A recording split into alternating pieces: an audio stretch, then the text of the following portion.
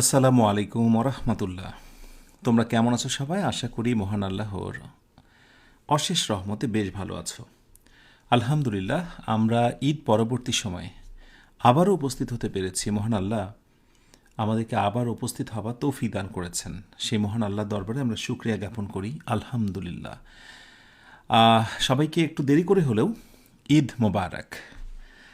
স্বাভাবিকভাবেই ঈদের সময় তো ঈদের মত বিনিময় করা উচিত, রাইট? কিন্তু যেহেতু লাইভ ক্লাসটা বন্ধ ছিল, সো ঈদ মোবারকটা একটু দেরি করে আমি তোমাদের জানাচ্ছি। আমাকে ঠিকঠাক শোনা যাচ্ছে কি না, ইন দ্য মিন টাইম আমাকে একটু জানাও। সো সবাইকে ঈদের শুভেচ্ছা, একটু দেরি করে ঈদ মোবারক।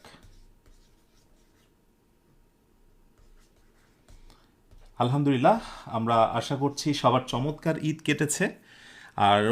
আর যদি ছোটোখাটো কোনো বিষয় থাকে যেগুলো হয়তো বা প্রত্যাশিত ছিল না, তারপরেও আমি সবাইকে বলবো যে অবশ্যই সেগুলোকে ইগনোর করতে হবে। কারণ ছোটোখাটো কিছু জীবনে জরাজীর্ণ থাকতেই পারে। হ্যাঁ, এগুলোকে খুব বেশি আমলে নেওয়া যাবে না। এনিওয়ে, শেষ করছি প্রথম ইন্ট্রো। আমরা গত দিন পর্যন্ত আলোচনা করেছিলাম ডে 18 পর্যন্ত। আর আমি বারবার তোমাদের বলেছিলাম যে অবশ্যই অবশ্যই তোমরা আমাকে রিভিশনের বিষয়টা শতভাগ কনফার্ম করবে। কারণ রিভিশনটা ঠিকমতো তোমরা যদি না করো, বেসিক্যালি এই আয়োজনটা সার্থকতা কোনোভাবেই ফুটে উঠবে না। আলহামদুলিল্লাহ, অনেকেই কথা রেখেছো, অনেকে রিভিশন চালিয়ে গেছো। ইভেন এমনও হয়েছে যে ঈদের দিনে অনেকে মেসেজ করেছে। অ্যান্ড ব্যাপারটা খুবই মজার যে কমেন্টটা এরকম ছিল যে স্যার ঈদের দিনেও কি রিভিশন চালাবো? তো আমি বললাম যে হ্যাঁ, ঈদের দিনও তুমি রিভিশন চালাবে যদি তোমার মনে হয় ঈদের নামাজ পড়ে এসে গরু কুরবানি করে, বা তোমার যদি অন্য কোনো কাজ না থাকে এরপরে, সো তুমি এটা কন্টিনিউ করো। দ্যাট মিনস কিছু তো রয়েছেই যারা একেবারেই ডেডিকেটেড স্টুডেন্ট, যারা এটা শেষ দেখে ছাড়বে। তো যাই হোক, আলহামদুলিল্লাহ, তোমরা অনেকেই আছো নাছোড় বান্দা, ছুটিটাকে ছুটি মনে করনি, লেগেছিলে চুম্বকের মতো।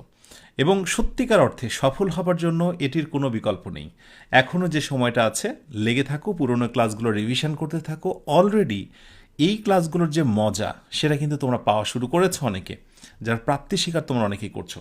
তো আজকে বেসিক্যালি আমরা ডে আজকে হচ্ছে আমাদের ডে কত বলো তো? ডে হচ্ছে 19তম দিনে আমাদের দুইটি লেকচার হবে। প্রথম লেকচারটা হচ্ছে কত বলো তো? হ্যাঁ, 35, ভাবা যায়। এবং পরের লেকচারটি হচ্ছে 36।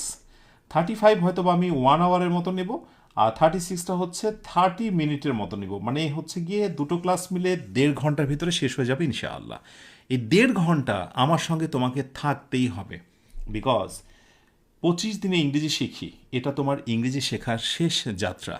তো চলো শুরু করি আজকের আয়োজন। নিশ্চয়ই তোমাদের মনে আছে গত দিনে কিন্তু আমরা রাইট ফর্ম অফ ভার্ব পড়াচ্ছিলাম, তার একটা পার্ট হয়েছিল। আজকে কিন্তু আমরা শুরু করব কি পার্ট বলো তো? আমরা দ্বিতীয় পার্ট শুরু করব। চলো আমরা ক্লাসে ফিরে যাই। তো রাইট ফর্ম অফ ভার্বের ক্ষেত্রে আরেকটি বিষয় নিয়েও আমরা কথা বলবো, সেটি হচ্ছে কন্ডিশনাল সেন্টেন্স। দ্যাট মিনস আমরা কিন্তু দুইটা টপিককে আজকে মূল ফোকাস দেব। রাইট ফর্ম অফ ভার্বসের পার্ট 2 অর্থাৎ শেষ অংশ, এবং তার সাথে কন্ডিশনাল সেন্টেন্সটা। কারণ কন্ডিশনাল সেন্টেন্স কিন্তু একেবারেই বলা যায় যে ইংরেজির একেবারে স্বতন্ত্র একটা টপিক।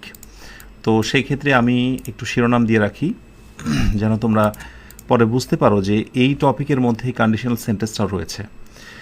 ওকে, সো কন্ডিশনাল সেন্টেন্স নিয়ে ফার্স্টে কথা বলবো, তারপরে আমরা রাইট ফর্ম ভার্বসের আরও যে রুলসগুলো, ইউজিং আদার কনজাংশনস, অন্যান্য যে কনজাংশনসগুলো সেগুলো, ইউজিং আদার কনজাংশনস, এরপরে হচ্ছে আদার রুলস, অন্যান্য যে আরও কিছু রাইট ফর্ম ভার্বসের রুলস রয়েছে সেগুলো।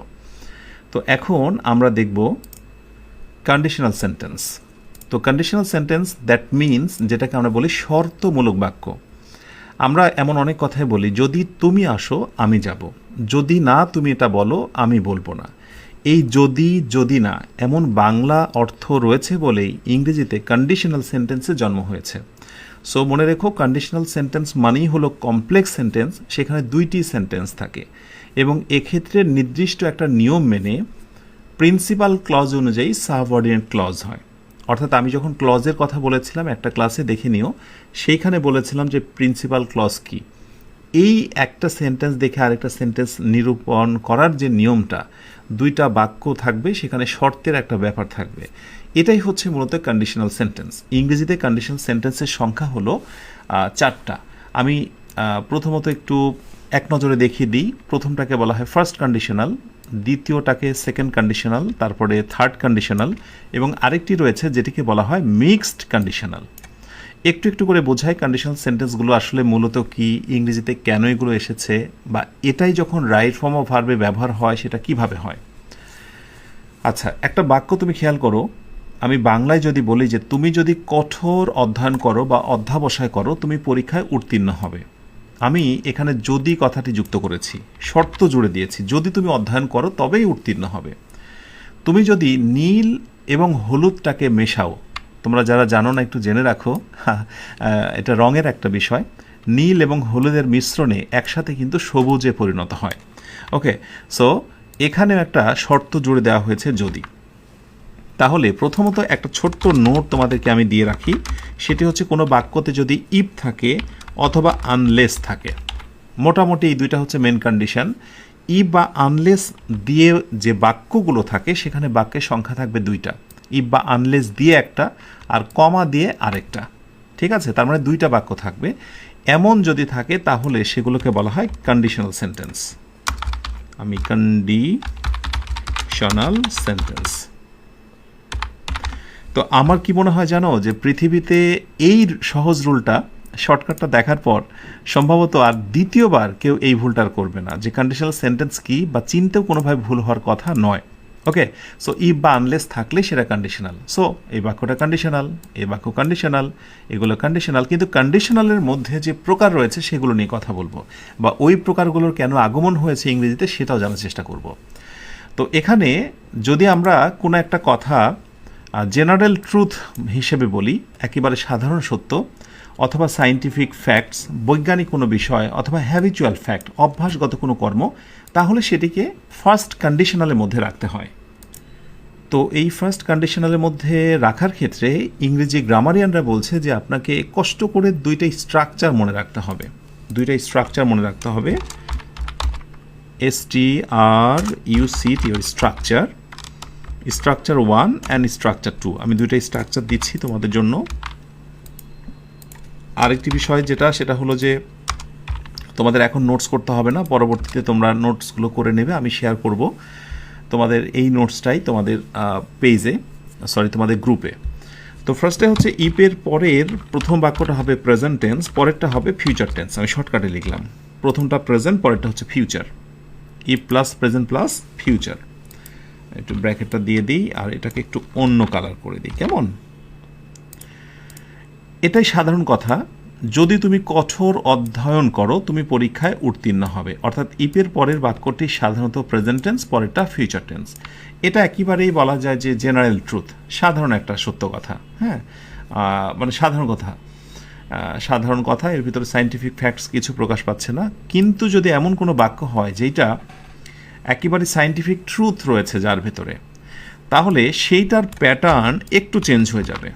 সেটা হলো এই বাক্যটা, if you mix blue and yellow, যদি তুমি নীল এবং হলুদ মেশাও ইউ গেট গ্রিন, তুমি সবুজ পাবে।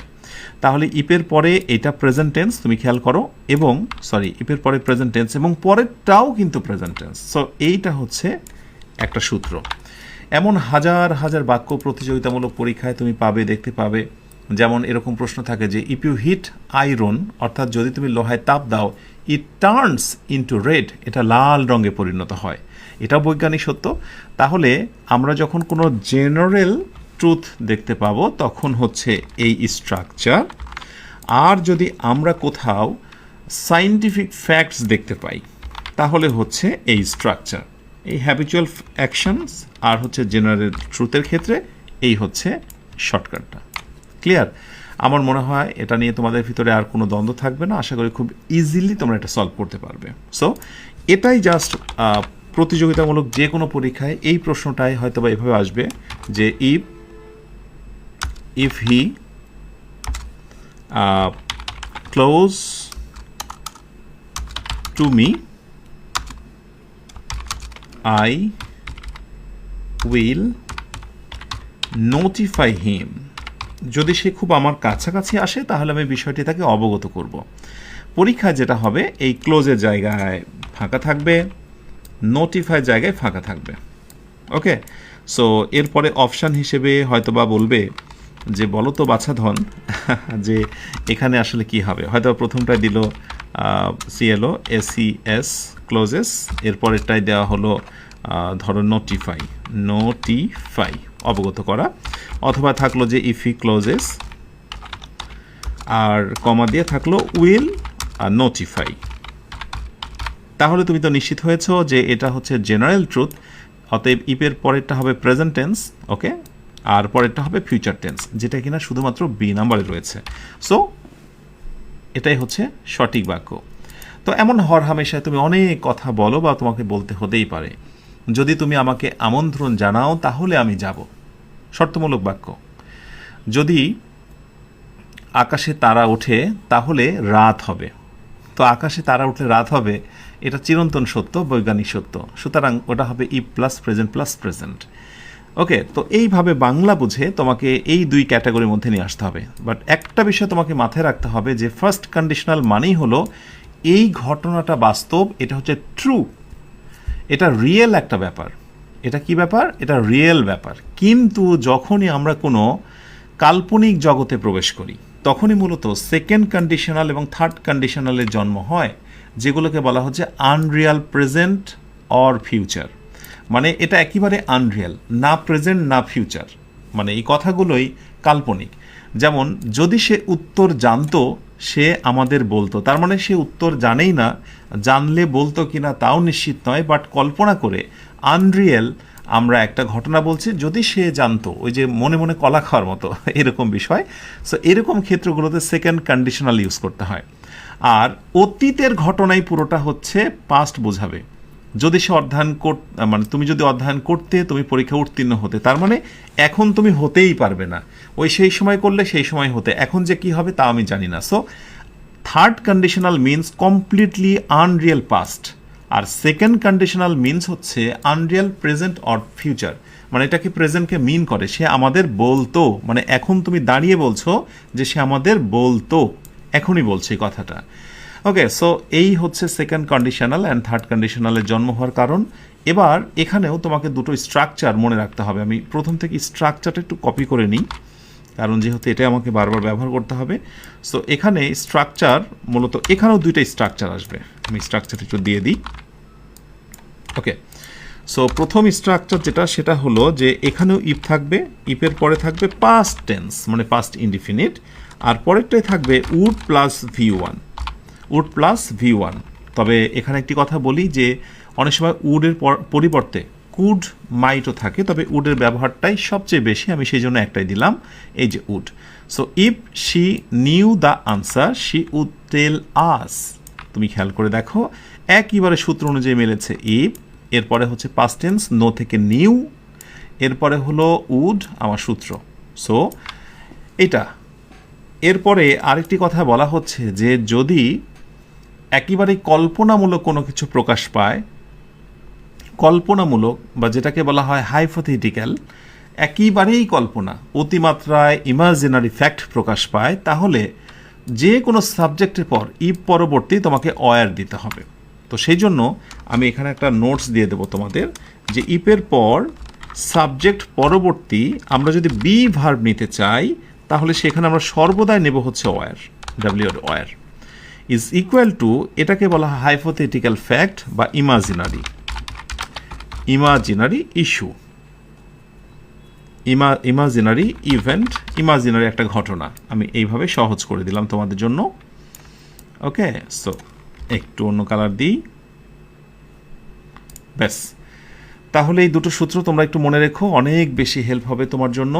আর এই জিনিসটা না জানার কারণে অনেকে ভুল করে ফেলে। যেমন আমি যদি একটা বাক্য দিই যে ইফ হি ওয়াজ অথবা were you, he would solve the problem. তো বেশিরভাগ ক্ষেত্রেই স্টুডেন্টরা একটা সমস্যার মধ্যে পড়ে, প্রবলেম। তো অনেকেই ভাবে যে আসলে এই হি এর পরে তো নর্মালি হি ওয়াজ হয়, কিন্তু আসলে আমি ওয়ার কেন দিচ্ছি, কারণ এই কথাটাই কল্পনামূলক, যে একেবারে অতি মাত্রায় কল্পনা। সো যে কোনো সাবজেক্টের পরেই কিন্তু আমরা বিভার্ব কি নেব, ওয়ার নেব। So if he were you, অর্থাৎ যদি সে তুমি হতো, অর্থাৎ যদি সে তোমার মতো হতো, তোমার অবস্থানে থাকতো, তাহলে সে সমস্যাটি সমাধান করতো। তো অনেক সময় দেখা যায় যে এইখানেও ফিলিং ইন দ্য গ্যাপ থাকে, বসাতে বলা হয়, অপশানের মধ্যে থাকে, আবার অনেক সময় এই জায়গাতেও থাকে। আর তুমি যখন ফ্রি হ্যান্ড রাইটিংয়ের ক্ষেত্রে দক্ষ হতে চাইবে বা কিছু লিখতে চাইবে, সেখানেও তো তোমাকে অবশ্যই এই বাংলাটা মেনটেন করেই তো লিখতে হবে, রাইট? আচ্ছা, তাহলে এই হলো সেকেন্ড কন্ডিশনালের ব্যাপার। থার্ড কন্ডিশনালের ক্ষেত্রে এসে আমি তোমাদেরকে বলবো যে একটা স্ট্রাকচার রাখলেই মোটামুটি হয়ে যায়। যদিও এখানে দুইটা স্ট্রাকচার কোনো কোনো সময় দেখা যায়, হ্যাড অনেক সময় বাক্যের শুরুতে আসে, দরকার নেই, তুমি এখানে শুধু ইপটা মনে রেখো, ইপের পরে সাবজেক্ট, ওকে, সরি সাবজেক্ট বলবো না, আমি বলবো যে পাস্ট পারফেক্ট। আর পরবর্তীতে শুধু এটা মনে রেখো যে উড হ্যাভ প্লাস V3। তো এখানে অনেক সময় উড হ্যাভ না থেকে উড হ্যাভ থাকে, কুড হ্যাভ থাকে, মাইট হ্যাভ থাকে, okay, would have, could have, might have. তো আমি তোমাকে বলবো যে মোটামুটি তুমি একটাই মনে রাখো, উড হ্যাভ এরপরে V3। এটা একটা সূত্র, মানে এটা মজার কথা কি জানো, কন্ডিশনাল সেন্টেন্সে সর্বদাই এক পাশে সঠিক করে দেওয়া থাকবে, সেইটা দেখে বাকিটা তোমাকে পরীক্ষায় ঠিক করতে হবে, এটা একটা বিষয়। তুমি লক্ষ্য করো, if you had studied past perfect, আর অন্য পাশে আমি উড হ্যাভ ভার্বে পাস্ট পার্টিসিপল নিয়েছি, খুবই সহজ। এখন এটা না পারার তো কোনো কারণ নেই। যদি এমন একটি বাক্য হয় যে আমি যদি বলি যে if I had got more money, comma I dot dot the innocent,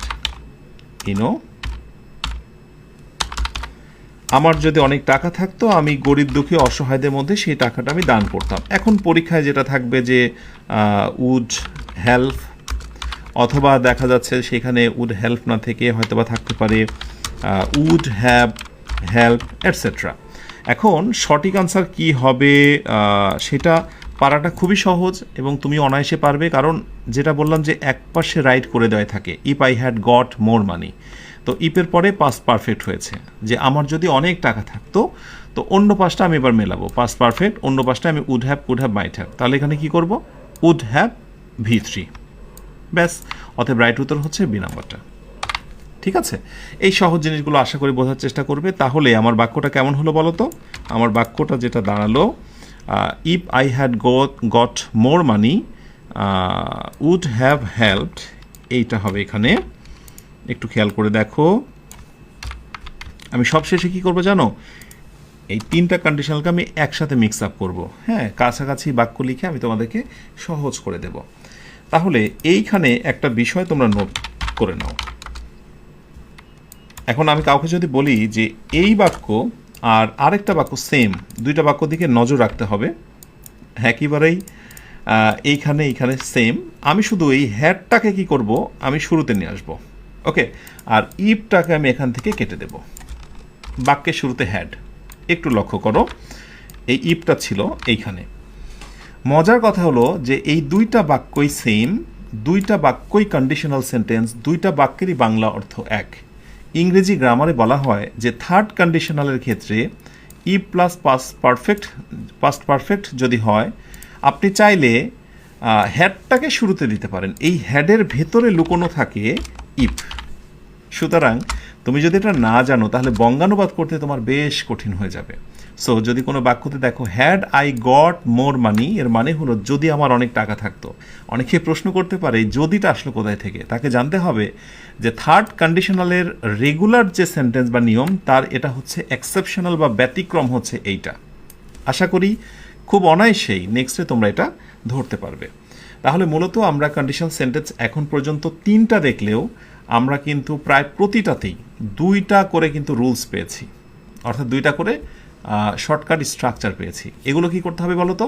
এই স্ট্রাকচারগুলো যেগুলো লিখে দিলাম, সেগুলো অবশ্যই সময় নিয়ে দেখতে হবে। আর যাদের মনে থাকে না, তাদের পরামর্শ থাকবে রিডিং টেবিলের সামনে চমৎকার করে লিখে এগুলো ঝুলিয়ে রাখবে। ঠিক আছে, এখন আমরা অ্যাট এ গ্ল্যান্স এখন পর্যন্ত যা যা দেখলাম আমরা একটু দেখে নিই তো। যে কোনো প্রতিযোগিতামূলক পরীক্ষা অথবা তুমি যদি ইংরেজি শিখতে চাও এগুলো একেবারে ঠোঁটের আগায় রাখতে হবে, হ্যাঁ, মাথায় রাখতে হবে। আমি যদি এরকম একটা বাক্য দিই যে if you come on time, তুমি যদি সঠিক সময়ে আসো, আই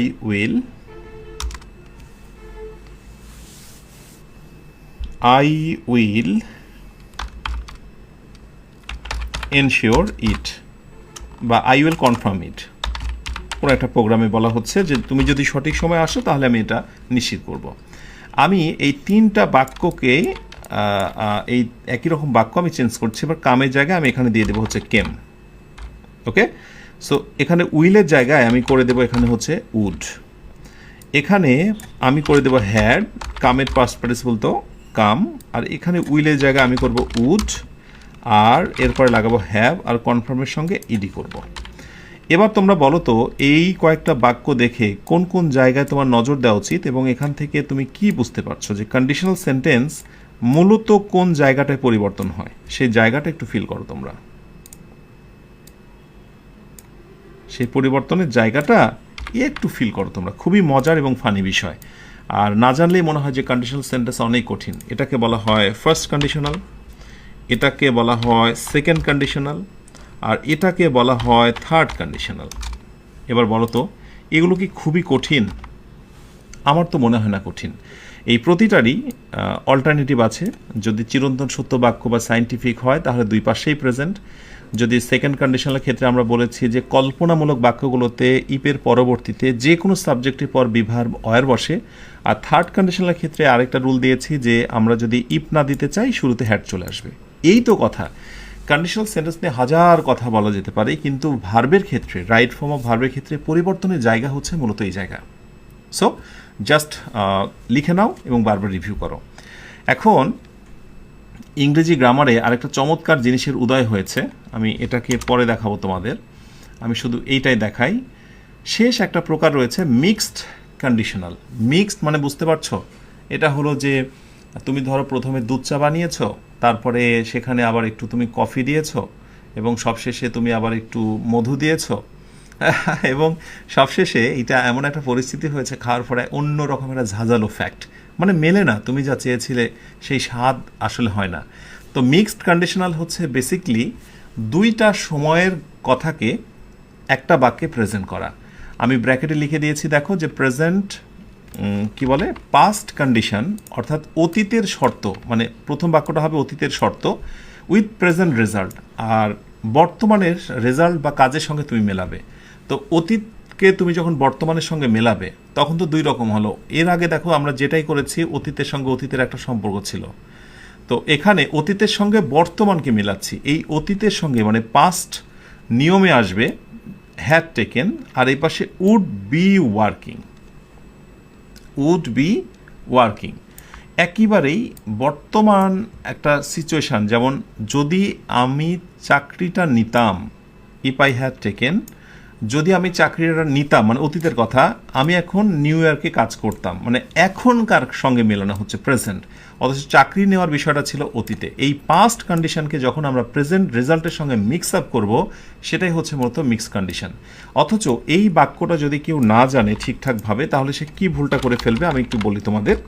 যেমন একটু আগে যে রুলটা তোমরা দেখেছো তাতে নিয়ম হচ্ছে ইপের পরে যদি পাস্ট পারফেক্ট থাকে তাহলে স্বভাবতই এই জায়গাটায় যেটা হওয়ার কথা, স্বাভাবিকভাবেই আমি দুটো অপশান ক্রিয়েট করি, একটা হচ্ছে এইটা একটা, আর একটা হচ্ছে যে উড হ্যাভ ওয়ার্কড।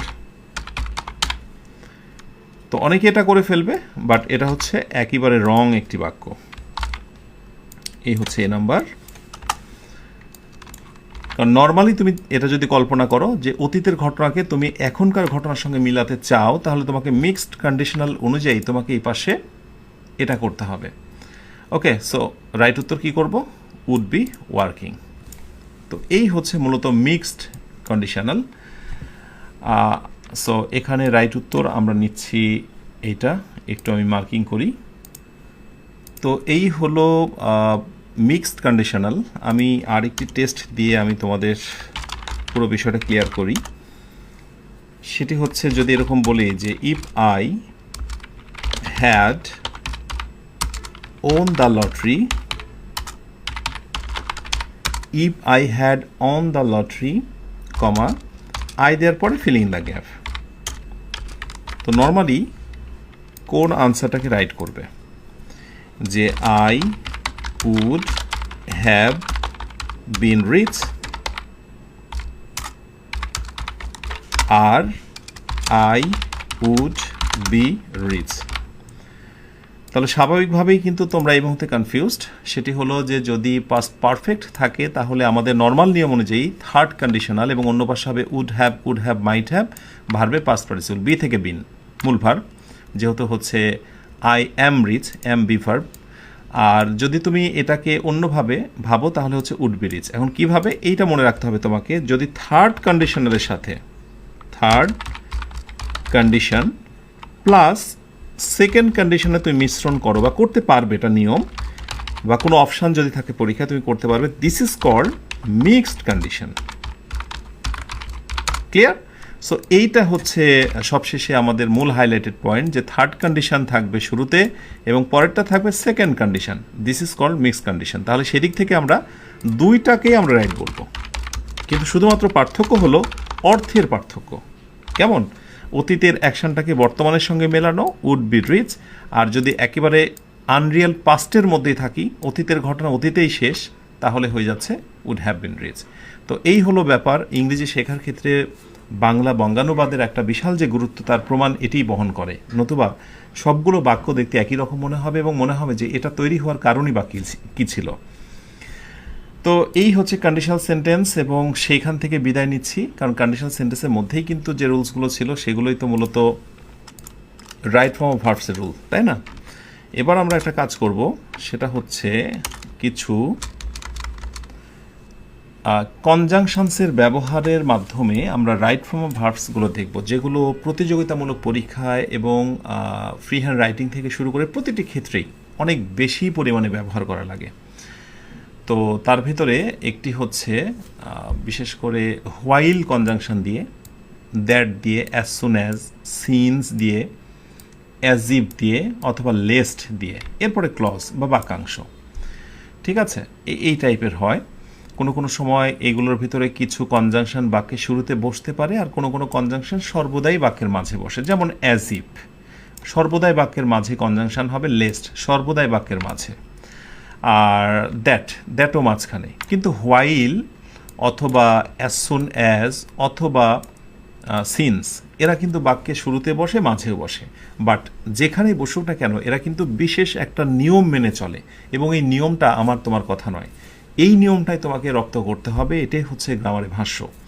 যেমন আমি প্রথমে হোয়াইল দিয়েছি, আমি ধারাবাহিকভাবে রুলসগুলো দেওয়ার চেষ্টা করেছি। প্রথমটা হচ্ছে হোয়াইল। হোয়াইলের চমৎকার দুইটা স্ট্রাকচার রয়েছে, আমি চাইবো যে তোমরা এই শর্টকাটটা বা স্ট্রাকচারটা মনে রাখো। স্ট্রাকচারটা একটু মনে রাখো তোমরা। হোয়াইলের বাংলা অর্থ হলো যখন।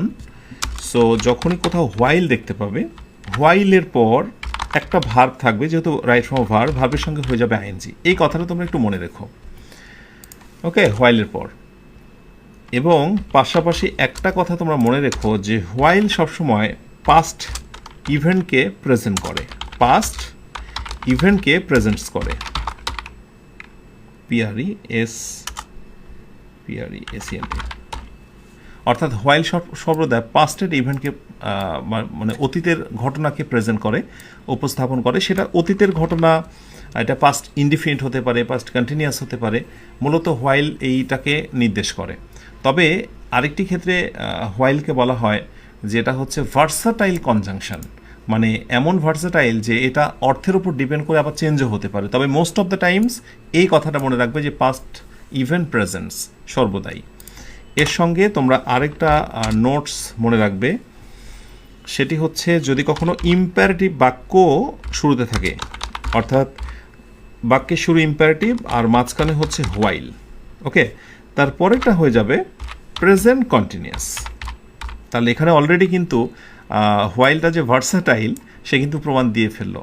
হোয়াইল পাস্টের মধ্যে অন্তর্ভুক্ত, কিন্তু যদি কখনো ইম্পারেটিভ থাকে সে কিন্তু ইম্পারেটিভের ছোঁয়া নিয়ে হয়ে যাবে প্রেজেন্ট কন্টিনিউয়াস।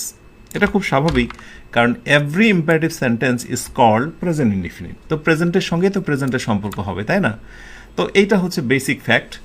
তো নর্মালি এই বাক্যটাই কিন্তু এটার সঙ্গে মিলে যাবে, ডোন্ট মেক আ নয়েজ, গোলযোগ করো না, imperative sentence, while.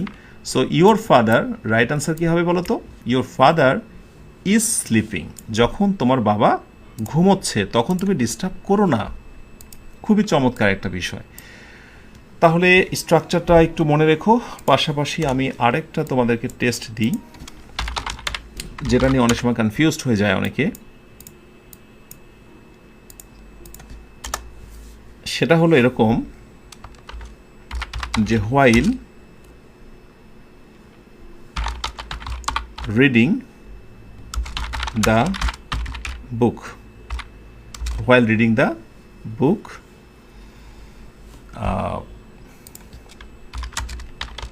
I was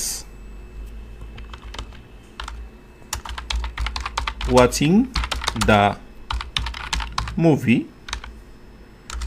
মাঝখানে দিলাম হচ্ছে while, I was watching the movie while reading the book।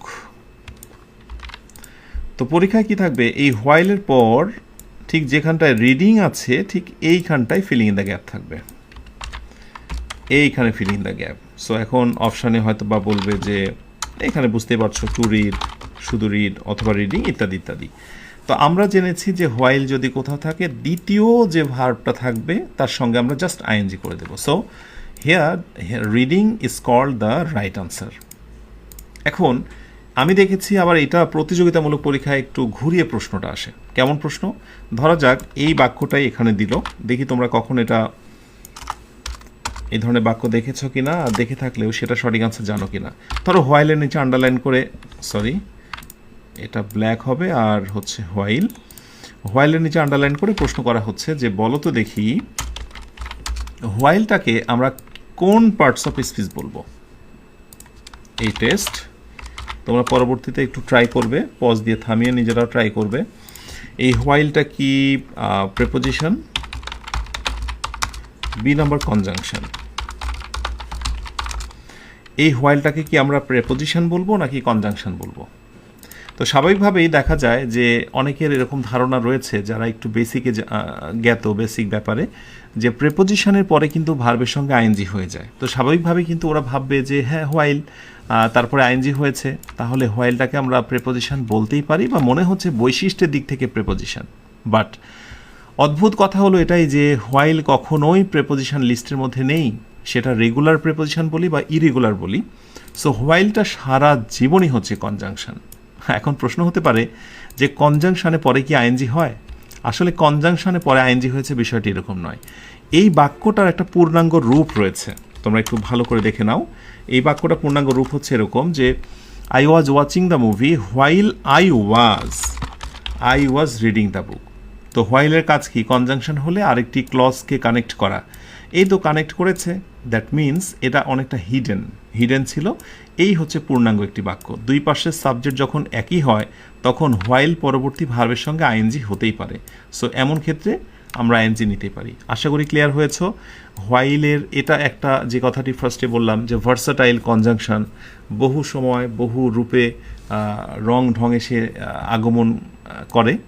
আর এটা দেখেই স্টুডেন্টরা অবাক হয়ে যায় যে স্যার আপনি কি শেখালেন আর পরীক্ষাতে বা কী আসলো। বুঝতে পেরেছ? তো হোয়াইল থেকে বিদায় নেবার পূর্বে আমি একটা কাজ করি, আরেকটা এক্সাম্পল দিই, এক্সেপশন একেবারেই, এবং সেখান থেকে এক্সেপশন হোয়াইল যে ভার্সাটাইল কনজাংশন এটা প্রমাণ হয়েই যাবে। সেটা হচ্ছে আমি যদি বলি যে হোয়াইল আই আন্ডারস্ট্যান্ড হ্যাঁ, while I understand your concern, আমি যদি তোমার সংশ্লিষ্টতার বিষয় বুঝতে পারি, কমা আই দ্য রুল।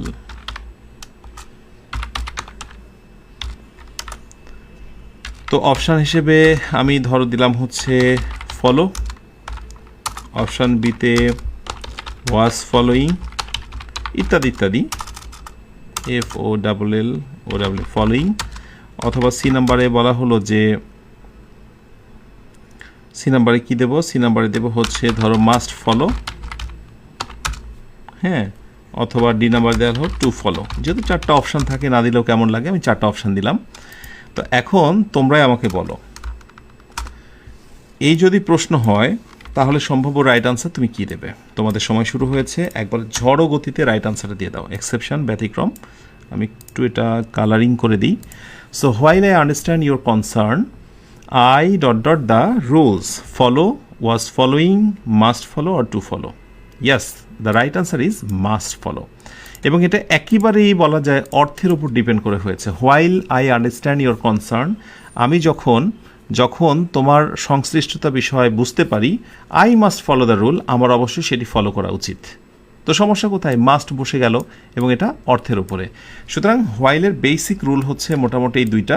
এছাড়াও অর্থভেদে বিভিন্ন সময় ভিন্ন রকম কিছু বসতেই পারে, এটা দেখে অবাক হওয়া যাবে না। কেমন? ওকে, এরপরে আমরা হোয়াইলের পরেই চলে আসব নাম্বার 2-তে। নাম্বার 2, যখনই আমরা পাস্ট টেন্স পাবো এবং দ্যাটের পরে, তখন একটা বিশেষ স্ট্রাকচার আমরা মনে রাখবো, STRUCT, স্ট্রাকচার। ওকে, স্ট্রাকচারটা হলো যে যখনই আমরা V2 বা পাস্ট টেন্স পেয়ে যাব, V2 বা পাস্ট টেন্স, তখন দ্যাট পরবর্তী দুইটা আনসার হতে পারে। কয়টা আনসার? দুইটা। একটা হচ্ছে V2 অথবা হচ্ছে পাস্ট পারফেক্ট, মানে হ্যাড প্লাস V3। এই কথাটা মনে রেখো, হ্যাড প্লাস V3, যেটা ন্যারেশনের ক্ষেত্রে এই নিয়মটা দেখা যায়।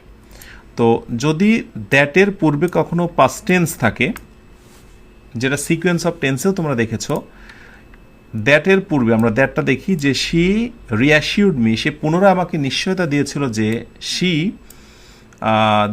দ্য কার্ড অথবা ইনভিটেশন লেটার, যে সে আমাকে পুনরায় কার্ডটি পাঠাবে। তো এখানে রিঅ্যাসিউরড, যেহেতু এটি হচ্ছে পাস্ট টেন্স, আমরা পরবর্তীতে পাস্ট টেন্স নিতে পারি, কিন্তু শুধু সলিড পাস্ট টেন্স নেই। আমরা দেখতে পাচ্ছি যে হ্যাড প্লাস V3 রয়েছে। অতএব বেস্ট আনসার হচ্ছে এ নাম্বারটা। কোনো সময় দেখবে প্রতিযোগিতামূলক পরীক্ষায় এই পাস্ট পারফেক্টটা না থেকে হয়তোবা সেখানে V2 রয়েছে, সো সেটাও রাইট উত্তর। এটা হচ্ছে সিকোয়েন্স অফ টেন্সের নিয়ম। যে কোনো সময়ই এই নিয়মটা প্রযোজ্য। পাস্ট থাকলে তোমাকে পাস্টের মধ্যে রাখতে হবে, সেটা পাস্ট ইনডিফিনিট হতে পারে, পাস্ট পারফেক্ট হতে পারে, কোনো সময় পাস্ট কন্টিনিউয়াসও হতে পারে, বাট তোমাকে পাস্টের মধ্যেই থাকতে হবে। আরেকটি কনজাংশনের ব্যবহার দেখা যায় as soon as. As soon অ্যাজের দুইটা ব্যবহার আমি তোমাদেরকে দেব। Structure, as soon as, I will phone Basar, আমি বাসারকে ফোন দেব। As soon as I dot dot any news, যখনই আমি কোনো খবর শুনবো। তো স্ট্রাকচার না দিলে হয়তো বুঝবে না, সেটি হচ্ছে অ্যাজ সুন অ্যাজ। এর ডিমান্ড হচ্ছে যদি কখনো বাক্যে শুরুতে বসে তাহলে পাস্ট এবং পরেরটা হবে পাস্ট, এই কথাটা মনে রেখো। আর যদি এর অন্যথায় হয়, অর্থাৎ মাঝখানে যদি অ্যাজ সুন অ্যাজ হয়, তাহলে দুই পাশে দুই রকমের ঘটনা ঘটবে। এই পাশে হবে প্রেজেন্ট ইনডিফিনিট IND, আর এই পাশে হবে ফিউচার ইনডিফিনিট। এই হচ্ছে দুইটা স্ট্রাকচার। ওকে, তাহলে as soon as past plus past. আর যদি আমরা বলি প্রথমটা ফিউচার, ওকে, মাঝখানে রয়েছে অ্যাজ সুন অ্যাজ, তাহলে পরেরটা হবে প্রেজেন্ট ইনডিফিনিট। তাহলে বেস্ট আনসার এবং রাইট উত্তর হচ্ছে হেয়ার, আর হার্ড হচ্ছে তার পাস্ট ফর্ম। তাহলে আই উইল ফোন বাসার, আমি বাসারকে ফোন দেব যখনই আমি খবরটা শুনবো। কিন্তু মজার কথা হলো যে বাংলায় কিন্তু আমরা শুনবো একটা ভাব, কিন্তু কোনোভাবে এটা করা যাবে না, অ্যাজ সুন অ্যাজ। ঠিক আছে, আবার আমরা যদি এই বাক্যটার কথা বলি যে as soon as he dot dot the news he got mad. As soon as he dot dot news he got, এইখানে একটা কমা দিতে হবে। এই ব্যবহারটা একটু দেখে রেখো। অর্থাৎ অ্যাজ সুন অ্যাজ যদি বাক্যের শুরুতে বসে তাহলে প্রথম বাক্যের পরে বসবে কমা, আর অ্যাজ সুন অ্যাজ যদি বাক্যের মাঝে বসে তাহলে এই কমাকে করে দিও ক্ষমা। ঠিক আছে, ক্ষমা করে দিও। অ্যাজ সুন অ্যাজ প্রথম বাক্য, তারপরে হচ্ছে পরেরটা। তো পরেরটা দেখো পাস্ট টেন্স রয়েছে, গেট থেকে গট। অ্যাজ সুন অ্যাজ বাক্যের শুরুতে, সুতরাং মাঝখানে আমরা পাস্ট টেন্স করে দেবো। তার মানে as soon as he, hear না, এখানে হার্ড, HEARD, হার্ড, হিয়ারে পাস্ট টেন্স হচ্ছে হার্ড। এই তো স্ট্রাকচার। তার মানে কি জানো, অনেকে অনেক সময় বলে যে এত স্ট্রাকচার, এত রুল আমি মনে রাখবো কীভাবে? সব কিছুই তো আর শুধু শুধু বঙ্গানুবাদ দিয়ে বা সাদামাঠা দিয়ে হবে না, তোমাকে কিছু রুলসও কন্ট্রোলে রাখতে হবে। ঠিক একইভাবে আমি আর 4 এবং 5 এই দুইটার কথাই বলি তোমাদের। একটা হচ্ছে সিন্সের ব্যবহার এবং একটা হচ্ছে অ্যাজ ইফের ব্যবহার, শুধু অর্থ আলাদা কিন্তু দুইটার স্ট্রাকচারই সেম। এখানে সিন্স মানে যেহেতু নয়, সিন্স মানে হচ্ছে যখন, এটা তোমরা সবাই মনে রেখো। সিন্স মানে কি? সিন্স মানে এখানে হলো যখন। তো স্ট্রাকচারে আসি, STRUCT, স্ট্রাকচার। আচ্ছা, উপর থেকে কপি করে নিয়ে আসি। আচ্ছা, স্ট্রাকচার প্রথমত হচ্ছে যদি প্রেজেন্ট ইনডিফিনিট থাকে আর মাঝখানে যদি অ্যাজ ইফ অথবা সিন্স থাকে তাহলে পরেরটা হবে পাস্ট ইনডিফিনিট। ঠিক আছে, আরেকটি রুল তোমাকে মনে রাখতে হবে, প্রথমে যদি পাস্ট ইনডিফিনিট থাকে তাহলে অ্যাজ ইফ বা সিন্স এটার পরে হয়ে যাবে পাস্ট পারফেক্ট। এই সূত্রটা মনে রেখো। সাথে একটা ছোট্ট নোট তোমরা মনে রেখো, শুধুমাত্র অ্যাজ ইফের ক্ষেত্রে অ্যাজ ইফের অল্টারনেটিভ একটা শব্দ আছে, সেটা হচ্ছে অ্যাজ দো। অ্যাজ দো, এই অ্যাজ দো এর পর যদি সাবজেক্ট পরবর্তী তুমি কখনো বি ভার্ব বসাতে চাও, এই বাক্যটাকে ইমাজিনারি সেন্টেন্স বা কল্পনামূলক বাক্য বলা হয়, সেখানেও তোমাকে অয়ের বসাতে হবে। ওই যে আমি কন্ডিশনাল যেটি তোমাদেরকে দেখালাম, সো WRE, অয়ের বসাতে হবে। ক্লিয়ার? সো এই হচ্ছে আমাদের বিষয়, অ্যাজ ইফ বা অ্যাজ দো, সাবজেক্টের পরে বি ভার্ব হচ্ছে সর্বদাই অয়ের বসবে। একটু ভালো করে মনে রেখে দিও, অনেক কাজে দেবে এই দুইটা রুল। তাহলে ডট ডট। আচ্ছা, প্রেজেন্ট ইনডিফিনিটের ক্ষেত্রে কোনো কোনো সময় প্রেজেন্ট কি বলে পারফেক্টও হতে পারে যদি প্রেজেন্ট ইনডিফিনিট অর্থ পূর্ণাঙ্গতার ক্ষেত্রে না হয়, সেটাও হতে পারে। যেমন এই বাক্যটার কথা বলি, I dot dot to meet you since I read your first letter. তো এইখানে সিন্স রয়েছে, এটা রুলের মধ্যে রয়েছে, প্রথমটাই হবে প্রেজেন্ট ইনডিফিনিট। এখানে প্রেজেন্ট ইনডিফিনিট রয়েছে, যদি এই হোপটা না থাকতো তাহলে আমরা আবার কিন্তু হ্যাভ হোপটও করতে পারি। তার মানে প্রেজেন্ট ইনডিফিনিট অথবা প্রেজেন্ট পারফেক্ট, অথবা হচ্ছে প্রেজেন্ট পারফেক্ট লিখে দিই, কারণ এটা তো একেবারেই গুরুত্বপূর্ণ নথি হয়ে থাকবে সব সময়। তো প্রেজেন্ট টেন্সটাকেই আমরা গুরুত্ব দিব। I hope to meet you since I read your first letter. আমি যখন তোমার প্রথম উপন্যাসটা পড়ি তখনই দেখা করার ইচ্ছা পোষণ করি বা আশা করি। হ্যাঁ, এখানে সিন্স মানে যখন। তারপরেটা হি ওয়াক্স, সে হাঁটে। অ্যাজ ইফ যেন হি ডট ডট লেম, এইবার কিন্তু মিলেছে। অ্যাজ ইফের পর যদি বি ভার্ব বসানোর প্রয়োজন হয় তাহলে হয়ে যাবে অয়ার, হি অয়ার। অথচ এটা না জানলে অনেকেই কিন্তু বলবে যে হি এর পর তো ওয়াজ বসে, তাই সে ওয়াজ দিয়ে ফেলবে। কিন্তু না, অ্যাজ ইফ পরবর্তী, এটা আমার নিয়ম, এটা সংবিধান, এটা তুমি ওলটপালট করতে পারবে না। আর তুমি যদি এটাকে বাস্তবে জানতে চাও তাহলে বাংলাটা ফিল করো, হি ওয়াক্স, সে হাঁটে, যেন সে একটা মানে খোঁড়া। তো আসলে এই খোঁড়া নয়, মানে যেন সে, এই যেন সে বলেছি মানে কল্পনা। সে আমার সাথে কথা বলে যেন সে প্রধানমন্ত্রী। তো সে প্রধানমন্ত্রী হয়নি, কিন্তু আমি তাকে কল্পনায় ভাবছি যেন সে প্রধানমন্ত্রী। সে এত টাকা দেয় যেন সে দানবীর, যেন সে মিলিয়নিয়ার। এই যেন সে মানেই এর ভিতরে কল্পনা নিহিত রয়েছে। ক্লিয়ার? এখন এটাই কোনো কোনো সময় পরীক্ষায় কি হবে দেখো, আমি একটু দেখাই। যেমন কোনো সময় হয়তো বা এখানে দেওয়া থাকবে, সেখানে HOPD, হোপড, মানে পাস্ট টেন্স করে দেওয়া থাকবে। তাহলে এই পাশে তখন পাস্ট পারফেক্ট হয়ে যাবে। তখন কি হবে? তখন এখানে হবে I had red, past perfect. So right form of ভার্বের ক্ষেত্রে অবশ্যই এগুলো ব্যালেন্স করতে হবে, স্ট্রাকচার, অর্থ এবং এক পাশের সঙ্গে আরেক পাশের সম্পর্ক, কি থাকলে কি হওয়ার কথা, কন্ডিশন। ক্লিয়ার?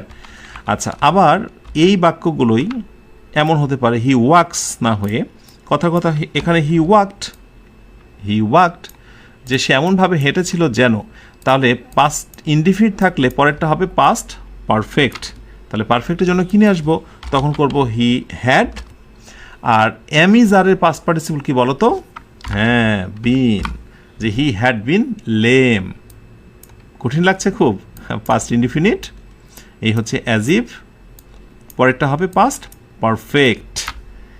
ওকে, সো এটা অনেকেই জানো না, আমি যদিও বলেছি তারপরে আরেকবার রিপিট করি, বারবার যেহেতু প্রয়োজন হচ্ছে। সেটা হচ্ছে বি ভার্বের কথা যদি আমরা বলি, তাহলে প্রেজেন্ট হচ্ছে এম, ইজ এবং আর, এটার পাস্ট টেন্স হচ্ছে ওয়াজ এবং হচ্ছে ওয়ার, আর পাস্ট পার্টিসিপল হচ্ছে বিন। যেমন আমরা বলি না গো ওয়েন্ট গন, ঠিক এই জিনিসটাই ওই টাইপের। আমি একটু স্মরণ করে দিই তোমাদের, গো ওয়েন্ট গন ওই জিনিসটার কথাই বলছি।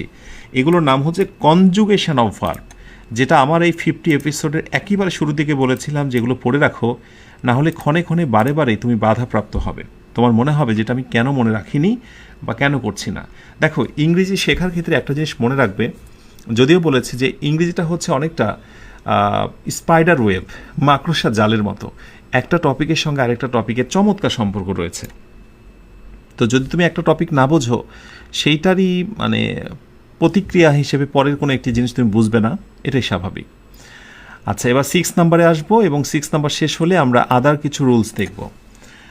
হি র্যান ফাস্ট, সে খুব দ্রুত দৌড়িয়েছিল, লেস্ট, যাতে না he dot dot miss the train, যাতে সে ট্রেনটা মিস না করে।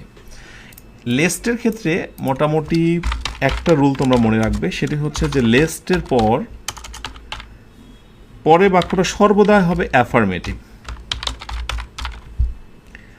With modal verb, affirmative with modal verb.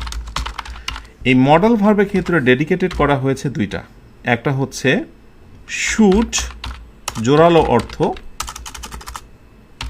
নেগেটিভের ক্ষেত্রে জোরালো অর্থ, এবং আরেকটি হচ্ছে মাইট, ঝাঁঝালো জোরালো অর্থের ক্ষেত্রে শুড বা মাইট ইউজ করা হয়। সো এটা লেস্ট পরবর্তী বাক্যটা হাবোধক, এবং মডেল ভার্বস থাকবে শুড অথবা মাইট। দ্যাট মিনস আমরা যদি এটাকে স্ট্রাকচারের মধ্যে নিয়ে আসি একটা, তাহলে তোমাদের জন্য কাজে দেবে। স্ট্রাকচারের ভিতরে সেটি হলো ডট ডট লেস্ট, সারা জীবনে মাঝখানে থাকবে এই কনজাংশনটা, লেস্টের পরে সাবজেক্ট, এবং এরপরে তুমি নেবে হচ্ছে শুড অথবা হচ্ছে মাইট। এখন SHOULD, শুড এবং মাইটটা যদি মডেল ভার্ব হয়, ওদের একটা কমন ডিমান্ড রয়েছে। ডিমান্ড হচ্ছে এরপরে হবে ভার্বের বেস ফর্ম, এরপরে ভার্বে কি হবে? বেস ফর্ম হবে। ওকে, এখন রাইট উত্তর কি হবে? হি র্যান ফাস্ট, সে দ্রুত দৌড়িয়েছিল, lest he should miss the train, যাতে করে সে ট্রেনটি মিস না করে। এখন হয়তোবা এমন হতে পারে কোনো একটা অপশানে কোনো জায়গাতে শুডের পরিবর্তে হয়তোবা সেখানে মাইটও থাকতে পারে, শুডের পরিবর্তে সেখানে মাইটও থাকতে পারে। সো বোথ আর কারেক্ট। আশা করি এটা নিয়ে খুব বেশি সমস্যা হবে না, কিন্তু কোনো কোনো সময় এই জিনিসটা অনেকে বুঝতে পারে না, এবং না বুঝতে পারার পেছনে অন্য একটা কারণ।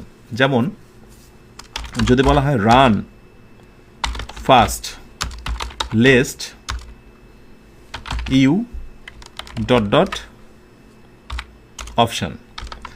এখন এখানে বলা হলো যে, দেখি তোমরা ধরতে পারছো কিনা, রান ফাস্ট দ্রুত দৌড়াও, lest you should catch, B number হচ্ছে should be caught. Which one is right? বলো দেখি নিচের কোন বাক্যটিকে তুমি সঠিক বলবে। এখানে বাংলা বোঝাটা খুবই গুরুত্বপূর্ণ। আচ্ছা, আমি ব্ল্যাক করে দিই এটা।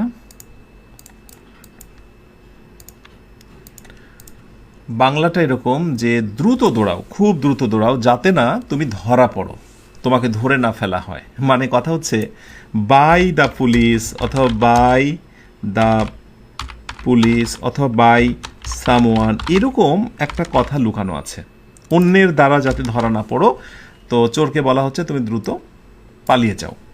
So run fast lest you যখন এরকম প্যাসিভের মতো অর্থ হবে, অন্যের দ্বারা কথার ভিতরে প্রকাশ পাবে, তোমাকে শুডের পর একটা বি নিয়ে আসতে হবে। কারণ বেসিক রুলে কিন্তু শুডের মানে লেস্টের ক্ষেত্রে কিন্তু শুডের পরে বি দেওয়া হয় না, বাট অর্থটা যদি প্যাসিভ হয়, অন্যের দ্বারা সংগঠিত হয়, তাহলে শুডের পর একটা বি নিয়ে আসতে হবে। আমি দেখেছি বিভিন্ন প্রতিযোগিতামূলক পরীক্ষাতে, এবং দেখো তোমরাও যেটা করবে একেবারে সময় নেবে না। আর আমি তো দেখেছি তোমরা এতটাই বেখেয়ালি যে পরীক্ষায় আনসার করার সময় বাংলার দিকে খেয়াল করতে কোনো মনই চায় না। উমুক তুমুক স্যার শিখিয়েছিল লেস্টের পরেই শুট বা মাইট ভার্বের বেস পাইছি রে তোরে। সো তোমরা কিন্তু শুট ক্যাচ দিয়ে চলে আসবে, বাট এইখানটায় রাইট উত্তর হচ্ছে শুড বি কট, মানে দ্রুত দৌড়াও যাতে ধরা না পড়ো। আর যদি আমরা শুট ক্যাচ দিই তাহলে অর্থ কী হবে? দ্রুত দৌড়াও যাতে তুমি ধরা না পড়ো। না, এরকম হবেই না, মানে এটা প্যাসিভ ভয়েস, তো শুটে পরে বি নিয়ে আসতেই হবে। ব্যাস, এই হলো মোটামুটি পরীক্ষা আসার ভিতরে সবচেয়ে গুরুত্বপূর্ণ রুল। এবার কিছু রুল আমার মনে হয়েছে যে তোমাদের সঙ্গে শেয়ার করা দরকার, যেগুলোকে আমি আদার্স সেক্টরের মধ্যে রেখেছি, সেকশনের মধ্যে। তো প্রথমটা হচ্ছে ইট ইজ 10 PM। আমি 10 PM বলবো না, 10 AM বলি, যে এখন সকাল 10টা। অতএব সূর্য কী করছে? Shines or is shining. পরেরটা ট্রাই করো, ডন্ট ডিস্টার্ব মি, আমাকে ডিস্টার্ব করো না, I dot dot my homework. কী হবে? আর ইট ইজ টাইম বা it is high time dot dot বাকি আছে যা তাই। এই তিনটা একটু বোঝাই। তো তোমরা একটা জিনিস মনে রাখবে যে একটা টেন্স কিন্তু অর্থ প্রবাহে অন্য আরেকটা টেন্সকে সাহায্য করে। টেন্স টু টেন্স, অর্থাৎ টেন্স টু টেন্স যখন ভ্যারি করবে তখন একটা টেন্সের অর্থ ডাইভার্ট হয়ে ইনটু আরেকটা টেন্সে রূপান্তর হয়। আর এই রূপান্তরের ক্ষেত্রে তোমরা মনে রাখবে আগেরটা যদি হয় প্রেজেন্ট ইনডিফিনিট, তাহলে পরেরটা ধাক্কা দেওয়ার কারণে এটি গতিশীল একটা অবস্থা প্রকাশ করে এবং তখন সেটা হয়ে যায় প্রেজেন্ট কন্টিনিউয়াস। কিভাবে আমি তোমাদেরকে দেখাচ্ছি। তাহলে টেন্স টু টেন্স, অর্থাৎ একটা টেন্স আরেকটা টেন্সকে প্রভাবিত করে, একটা টেন্স আরেকটা টেন্সে পরিণত হয় কিভাবে, সেইটাই যে প্রেজেন্ট ইনডিফিনিট হবে প্রথমটা, তুমি খেয়াল করে দেখো প্রেজেন্ট ইনডিফিনিটিগুলো। সো পরেরটা হবে present continuous, the sun is shining. এখন সকাল 10টা, অতএব এই সময় সূর্য তার আলো ছড়াচ্ছে, কাজটি চলমান। আগের বাক্যটি পরে বাক্যটিকে প্রভাবিত করেছে। একইভাবে ডন্ট ডিস্টার্ব মি, আমাকে ডিস্টার্ব করো না, কারণ এই মুহূর্তে আমি একটা কাজের মধ্যে আছি। আগেরটার সঙ্গে পরে কথার সম্পৃক্ততা। So I am doing my homework. অথচ মজার কথা হলো, এটি আমি একটু অন্য কালার দিই যাতে নজরে পড়ে। অথচ মজার কথা হচ্ছে আমি এই দুইটা বাক্যকে যদি আমি আলাদা করে লিখতাম, ধরো এ একটু বাক্য আর এই হচ্ছে আলাদা বাক্য, একটু মনোযোগ দিয়ে খেয়াল করো ইংরেজির টুইস্ট আসলে কোথায়। আমি বলবো হচ্ছে এই দুইটা বাক্য, আমি এটাকে সামনে রাখি। এবার যদি আমি এই দুইটা বাক্য তোমাদেরকে কারেকশন করতে বলি, তাহলে তোমরা কোন আনসারটা রাইট করবে বলো দেখি। এবার চিরন্তন সত্য কথা, দ্য সান শাইনস, সূর্য আলো ছড়াচ্ছে, আর আই ডু মাই হোমওয়ার্ক, আমি আমার হোমওয়ার্কটা করি। কিন্তু যখনই এই বাক্যটার পূর্বে আমি একটা টেন্স লাগাচ্ছি প্রেজেন্ট টেন্স, এটার পূর্বে একটা প্রেজেন্ট টেন্স লাগাই দিচ্ছি, তখনই পরের বাক্যটা প্রভাবিত হচ্ছে এবং অটোমেটিক্যালি কন্টিনিউয়াস টেন্সে রূপান্তর হচ্ছে। মনে থাকবে কথাটা? তার মানে চিরন্তন সত্য একটা বাক্য কন্টিনিউয়াসে রূপান্তর হতে পারে যদি আগের বাক্যটা হয় প্রেজেন্ট ইনডিফিনিট। মনে থাকবে? ব্যাস। এরপর নাম্বার 3, সহজ কিন্তু খুব important rule. It is high টাইমের মতো বেশ কিছু কল্পনামূলক বাক্য রয়েছে।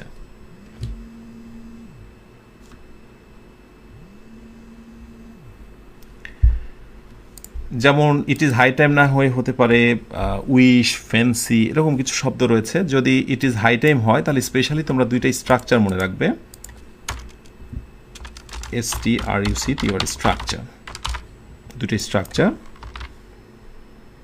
এই কালার দিয়ে স্ট্রাকচার। সেটা হচ্ছে it is time or it is high time, ওটা কোনো সমস্যা নেই। It is time or high time, এই হাই ব্র্যাকেট দিলাম, হাই অনেক সময় নাও থাকতে পারে। এরপর যদি সাবজেক্ট থাকে তাহলে ঘটনাটি ঘটে গেছে, আর অপেক্ষা করার কিছু নেই, এই জন্য এটা পাস্ট। আর যদি কখনো ইট ইজ টাইম বা ইট ইজ হাই টাইমের পর সাবজেক্ট না থাকে তাহলে তোমাকে একটা ইনফিনিটিভ করতে হবে, 2 + V1, যেটাকে আমরা বলি ইনফিনিটিভ।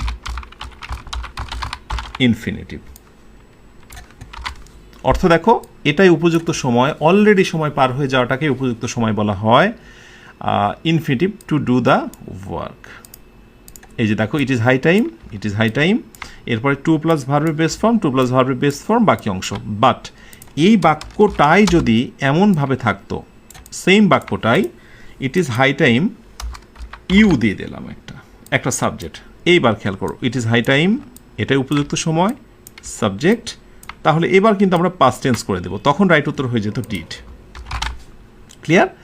আশা করি ইট ইজ হাই টাইমের বিষয়টা ক্লিয়ার হয়েছে। তো এক্ষেত্রে আমি একটা নোটস তোমাদের দিয়ে রাখি, খুব ইম্পর্টেন্ট, কাছে দিবে। দুইটা শব্দ জাস্ট, একটা হচ্ছে উইশ আর একটা হচ্ছে ফ্যান্সি।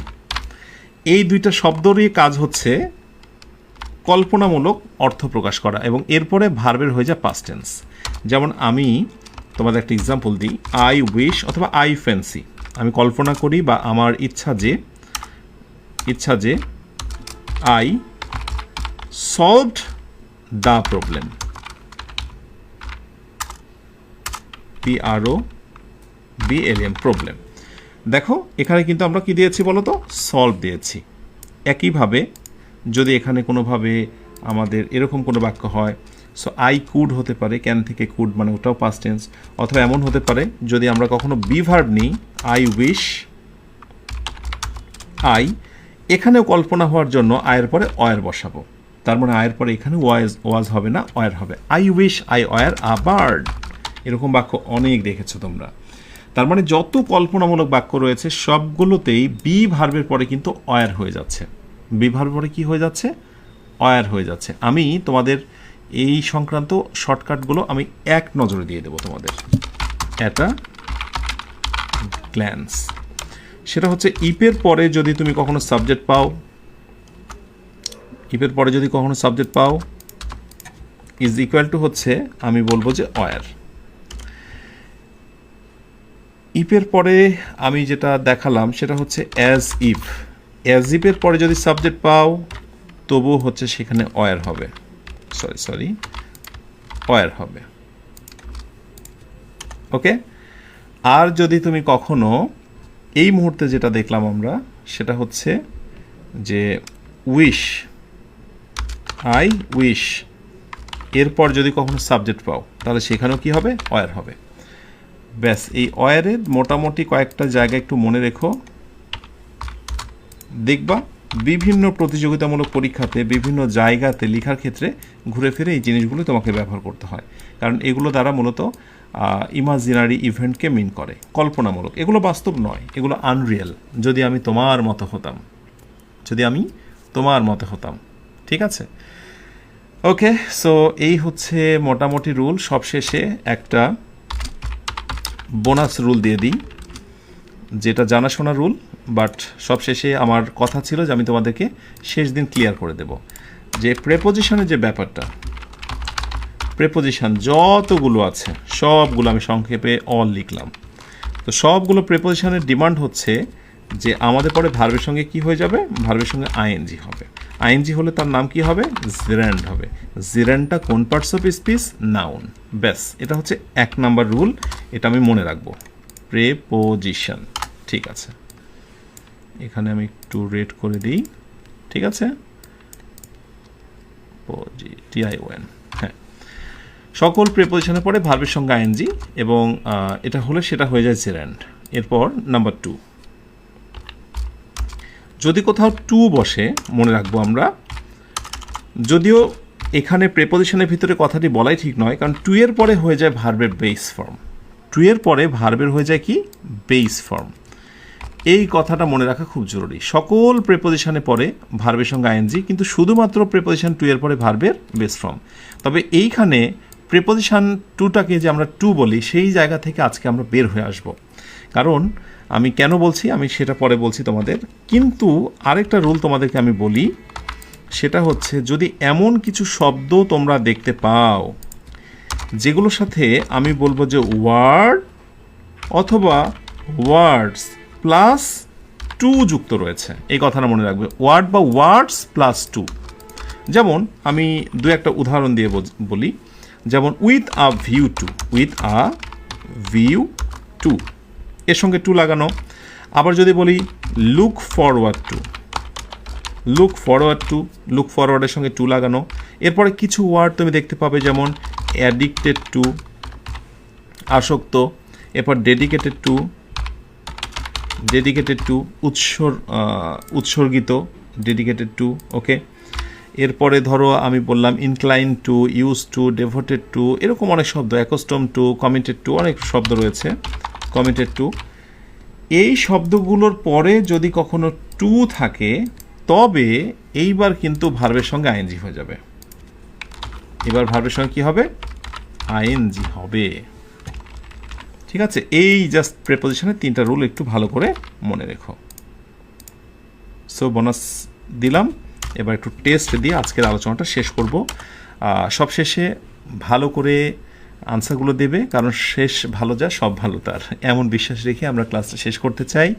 তাহলে বলো দেখি কি হবে, যে we all went to the place, place for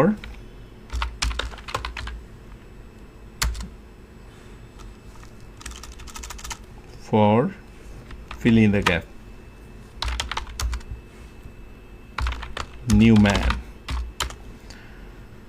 তো এখানে আমরা রাইট উত্তরটা কি নেব? সো রাইট উত্তরে কি আমরা করব টু মিট, অপশন বিতে মিটিং, সি নাম্বারে শুধু মিট। তারপরের বাক্যটায় আমি জাস্ট দিয়ে দেব we all went to the place, to দিয়ে দেব। তারপরের বাক্যটায় আমি যেটা করব, এখানে লাগিয়ে দেব with a view to. Okay, দেখো বাক্যগুলো সেম, শুধুমাত্র এই জায়গাটায় পরিবর্তন। প্রেপোজিশন অর্থাৎ সকল প্রেপোজিশনের পরে ভার্বের সঙ্গে যা হওয়ার কথা তাই, সকল প্রেপোজিশন অল। সো প্রেপোজিশনের পরে ভার্বের সঙ্গে আইএনজি। সো রাইট উত্তর meeting. We all went to the place, আমরা সকলেই সেখানে গিয়েছিলাম সাক্ষাৎ করতে, টু এর পরে মিট, অতএব রাইট উত্তর হবে এই মিট, কারণ টু তো আমার আছেই, অতএব রাইট উত্তর কী হবে? এই মিট। আর we all went to the place, আমরা সবাই সকলে সেখানে গিয়েছিলাম উইথ আ ভিউ টু, একটা উদ্দেশ্য নিয়ে, কি মিটিং দ্য নিউ ম্যান, নতুন মানুষটিকে দেখার জন্য। So with a view two এটাও যদি থাকে ভার্বের সঙ্গে কি হবে? আইএনজি হবে, এটাই আমার নিয়ম। সো রাইট উত্তর হচ্ছে বি নাম্বারটা। বাট আমার যে প্রশ্নটা রয়েছিল সেখানে আমি বলেছিলাম যে টু এর পরে ভার্বের বেস ফর্ম, তো টু এর পরে যখন ভার্বের বেস ফর্ম হয় তখন আদৌ কি টু প্রেপোজিশন? না, এটা হচ্ছে ইনফিনিটিভ বা নন ফাইনাইট ভার্বের একটা পার্ট, মানে টু এবং ভার্ব মিলেই নন ফাইনাইট। সুতরাং টুকে প্রেপোজিশনের এই তালিকায় রাখাও ঠিক নয়, এবং কোনো কোনো প্রতিযোগিতামূলক পরীক্ষা আমি এটা দেখেছি যে শুধুমাত্র টু এর নিচে আন্ডারলাইন করে বলা হয় যে টুটা কোন পার্টস অফ স্পিচ। মনে রাখতে হবে ফ্রেজ বা কোনো কম্পাউন্ড জিনিসের কোনো একটি অংশকে আলাদা করে তাকে আলাদা নাম দেওয়া যাবে না। তো সেক্ষেত্রে টু মিট আন্ডারলাইন করতে হলে টু মিট একসাথে করতে হবে, শুধু টু এর নিচে আন্ডারলাইন করে জিজ্ঞাসা করা যাবে না। যারা অ্যাডভান্স লার্নার রয়েছে তারা হয়তো আমার কথা বুঝতে পারছো, আর যারা বেসিক লার্নার আছো তারা জাস্ট শিখে রাখো এটাই যে টু এর পরে ভার্বের বেস ফর্ম থাকলে একসাথে তার নাম ইনফিনিটিভ, এই দুইটাকে আলাদা করে বলা যাবে না যে টু এর নাম কি আর মিটের নাম কি। ওকে, আলহামদুলিল্লাহ, আশা করি বুঝতে পেরেছো। দেখো একটা বিষয়, যে আজকের এই লেকচারটা হয়তোবা একটু লম্বা মনে হলো তোমার কাছে, একটু বেশি তথ্যমূলক, এত তথ্য নিব কিভাবে? কেউ কেউ হয়তো বা এটা বলছিলে যে মাথার উপর দিয়ে গেছে। আসলে এগুলো আর কতদিন, কেনই বা এগুলো বলছো? বলে লাভ কি হবে বলো? আমি যে তথ্যগুলো দিচ্ছি না তোমাকে, এই তথ্যগুলোকে তুমি সুন্দর করে হজম করতে পারবে। আমি সেটার অনেকগুলো উপায় দিয়েছি তোমাকে। সেটা হলো তোমার কাছে একটা প্রামাণ্য বই আছে, একটা বই দেখে তুমি সেগুলো নোটস করছো। এরপরে তুমি আমার রেকর্ডেড ক্লাসগুলো আবার রিভিশনের সময় তুমি সেগুলোকে ভেঙে একবারে চুরমার করার সুযোগ পাচ্ছ, এবং অবশেষে তুমি এই ক্লাসগুলো আরও 6 মাস পর্যন্ত রিভিউ করতে পারবে। বিশ্বাস করো, আমি চ্যালেঞ্জ করে বলতে পারি, যদি কোনো শিক্ষার্থী মনোযোগ দিয়ে এই ক্লাসটা একবার করে তার মোটামুটি হয়তো বা 50, 60, 70% ক্লিয়ার হবে। যদি দ্বিতীয়বার করে 90% ক্লিয়ার হবে। তৃতীয়বার করলে কিছু জায়গায় তার মনেই হবে যে এগুলো তো বুঝতে পেরে গেছি, স্কিপ করে একটু টেনে টেনে দেখি। সো তোমরা কেন বোঝো না?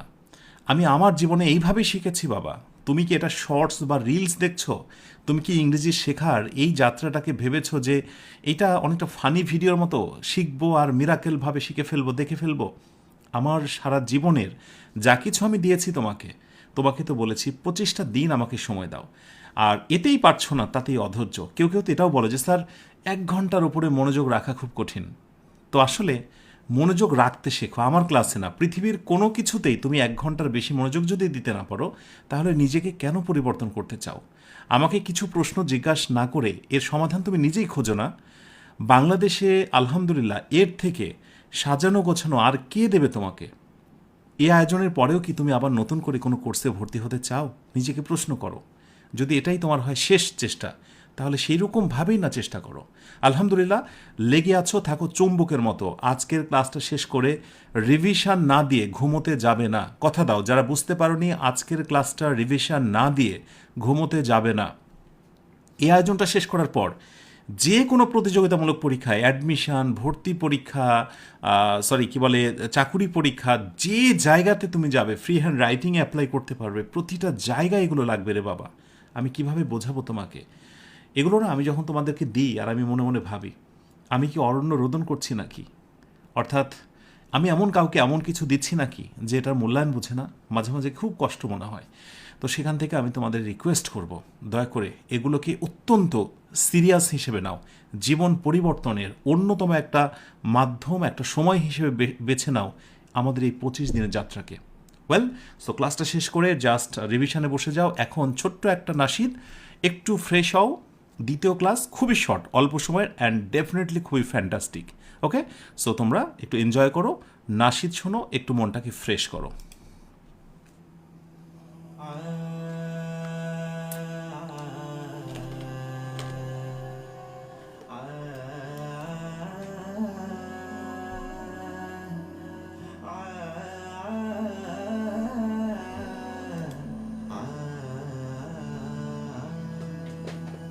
হাজারো রাত ধরে আমার এই মন ভরে লিখেছি তোমারই নাম, গেঁথেছি প্রেম ফুলে, গেয়েছি প্রাণ খুলে, সপেছি দুরুদের খাম।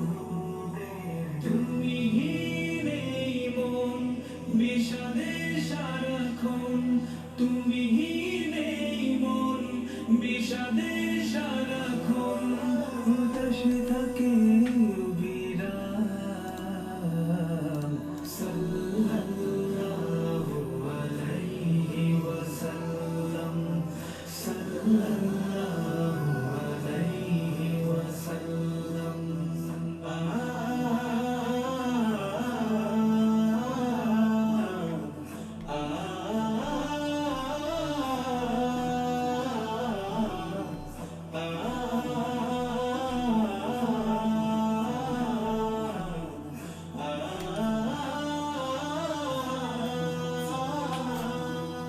আধারে আধারে ঢাকাই অন্তরে রাখিনি তোমাকে স্মরণ,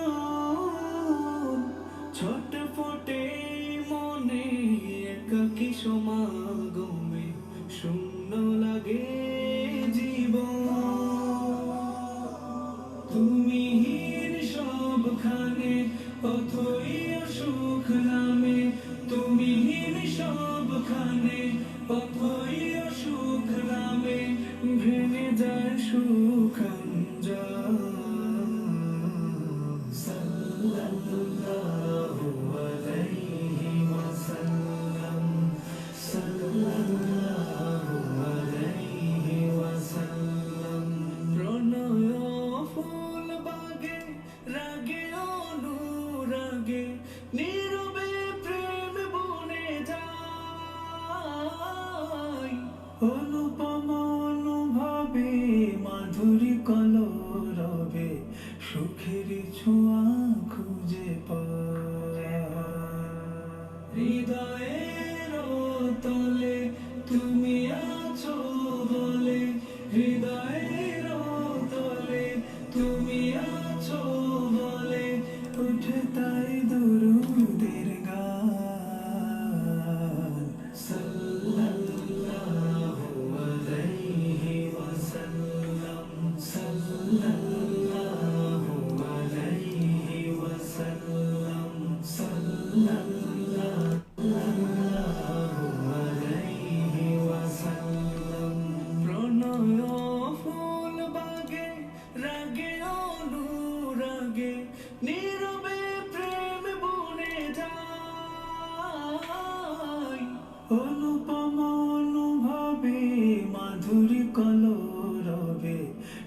সুখের ছোঁয়া খুঁজে পায়।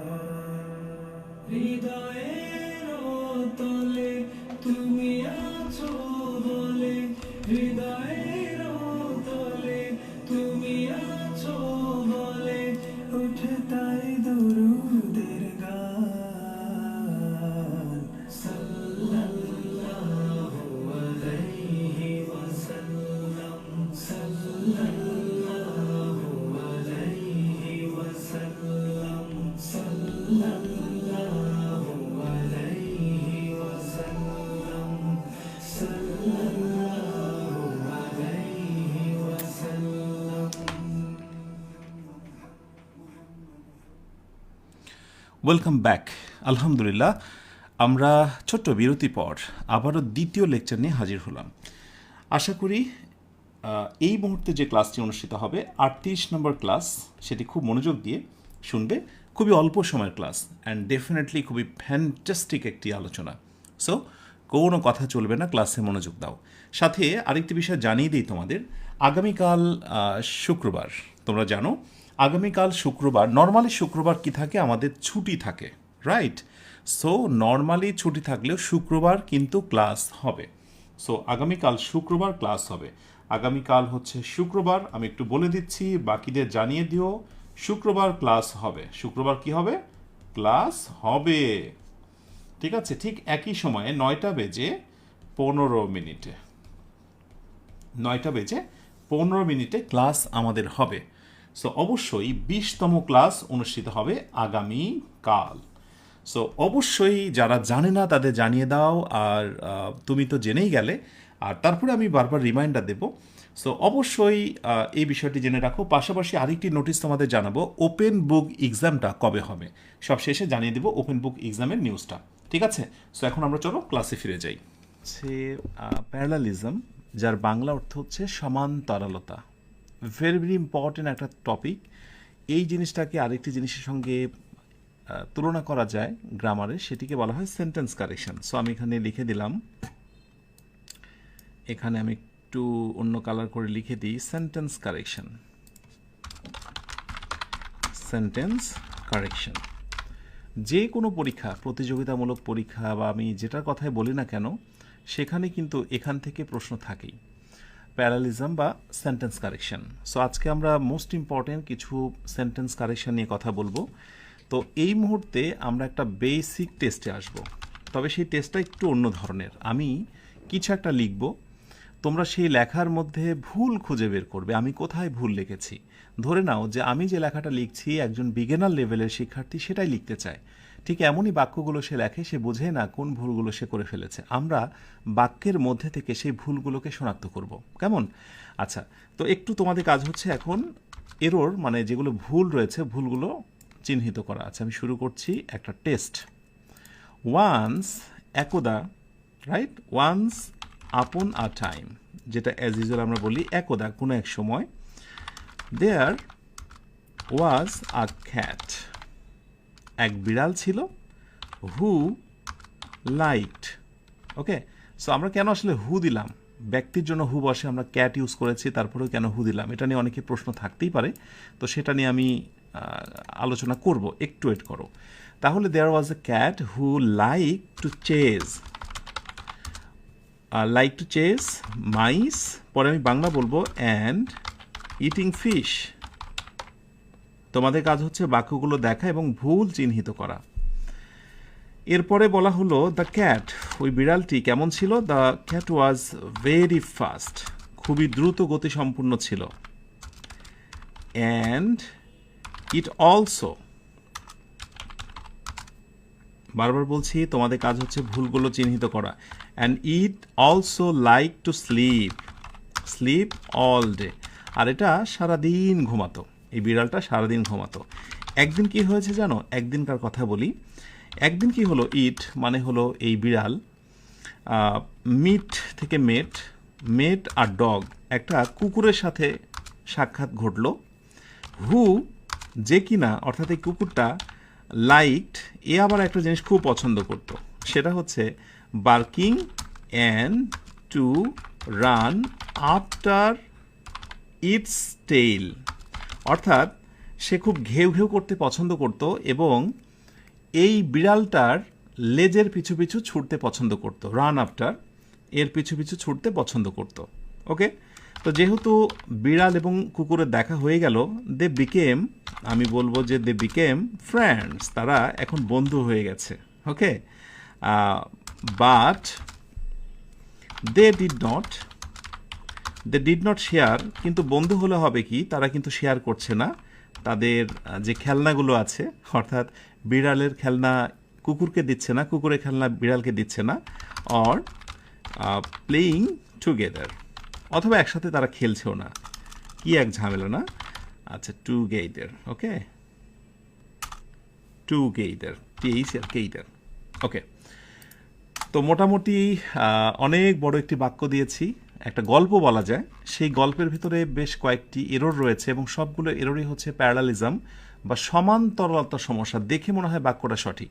তো আমি ফার্স্টে একটু অনুবাদ করার চেষ্টা করি। ওয়ান্স আপন এ টাইম, একদা এক সময়, দেয়ার ওয়াজ এ ক্যাট, একটা বিড়াল ছিল, হু লাইকড টু চেজ, আচ্ছা, যে কিনা ধাওয়া করতে পছন্দ করতো বিড়ালটা মাইস, ইঁদুরগুলোকে, মাউস থেকে মাইস, ইঁদুরগুলোকে ধাওয়া করতো, অ্যান্ড ইটিং ফিশ, তার আরও একটি পছন্দের কাজ ছিল বিড়ালটা, সেটা হচ্ছে মাছ খাওয়া। তার মানে ইঁদুরকে ধাওয়া করা এবং মাছ খাওয়া এই দুইটাই প্রিয় কাজ ছিল। এখানে একটি বিষয় লক্ষ্য রেখো তোমরা, সেটি হলো যে ক্যাটের পরে আমি হু কেন দিয়েছি।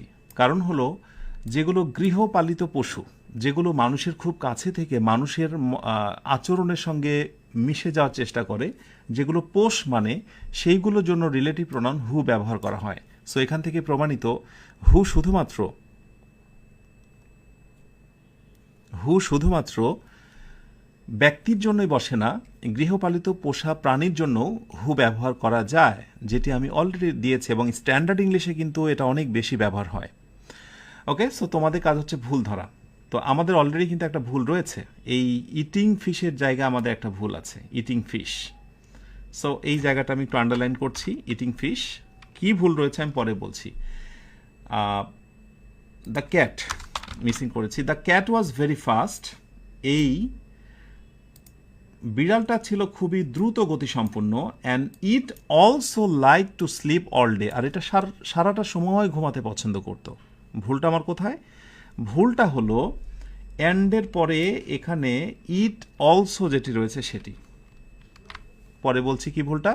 ওয়ান ডে, একদিন কি হলো, ইট মেট আ ডগ, একদিন একটা কুকুরের সঙ্গে সে সাক্ষাৎ করলো, হু লাইক বার্কিং, যে কুকুরটা ঘেউ ঘেউ করতে পছন্দ করে, অ্যান্ড টু রান আফটার, এবং এখানে একটা ভুল, আফটার ইটস টেইল, অর্থাৎ বিড়ালের লেজের পিছু পিছু ছুটতেই যে কুকুরটা বেশি পছন্দ করে, এটা একটা ভুল। দে বিকেম ফ্রেন্ডস, তারা বন্ধু হয়েছিল, but they did not share to toys or playing together, এখানে আরও একটি ভুল, তারা একে অপরকে খেলনাগুলো শেয়ার করতো না এবং একসাথে খেলতো না, এই জায়গায় একটা ভুল রয়েছে।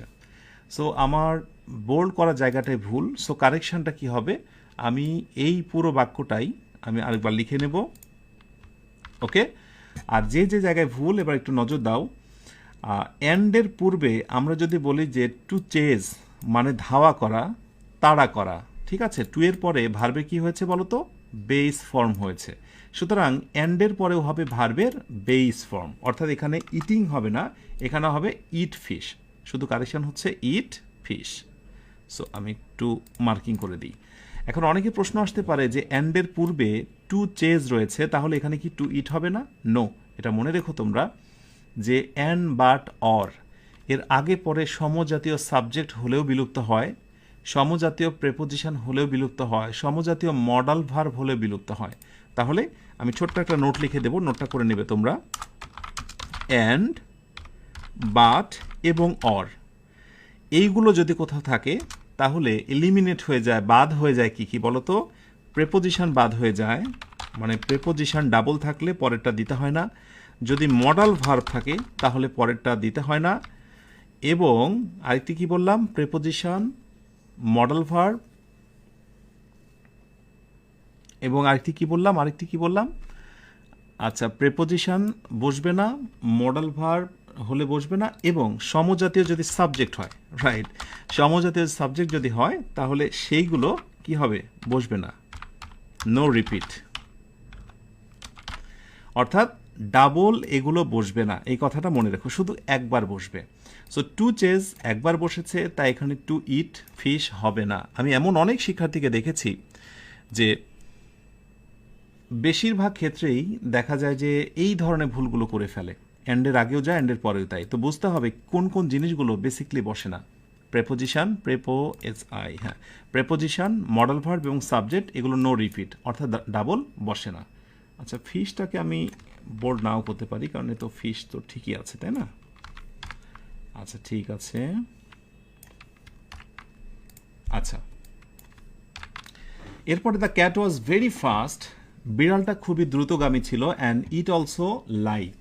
এই তো বললাম অ্যান্ড, বাট, অর যদি কোথাও থাকে তার আগে পরে সমজাতীয় সাবজেক্ট বসে না। তুমি কি জানো দ্য ক্যাট মানেই ইট, অর্থাৎ ওই বিড়ালটিকেই বোঝানো হয়েছে। Okay, so the cat was very fast and also light. আমি এখানে শুধু অলসোটা রাখবো, বাট ইট রাখবো না। এখানে অলসো রাখতে পারি, সমস্যা নেই, কিন্তু ইট রাখবো না, কারণ সমজাতীয় সাবজেক্ট একই জিনিসকে বোঝানোর জন্য আমি পরবর্তীতে কিন্তু সেটা দেবো না। অবশ্য এই জাতীয় বাক্য তোমরা জীবনে অনেকবার দেখেছো, হি is poor but he is honest. তো তোমরা অনেকে বলবে যে স্যার এই বাক্যটা দেখিনি। আমরা যে বাক্যটা দেখেছি সেটা হচ্ছে হি is poor but honest.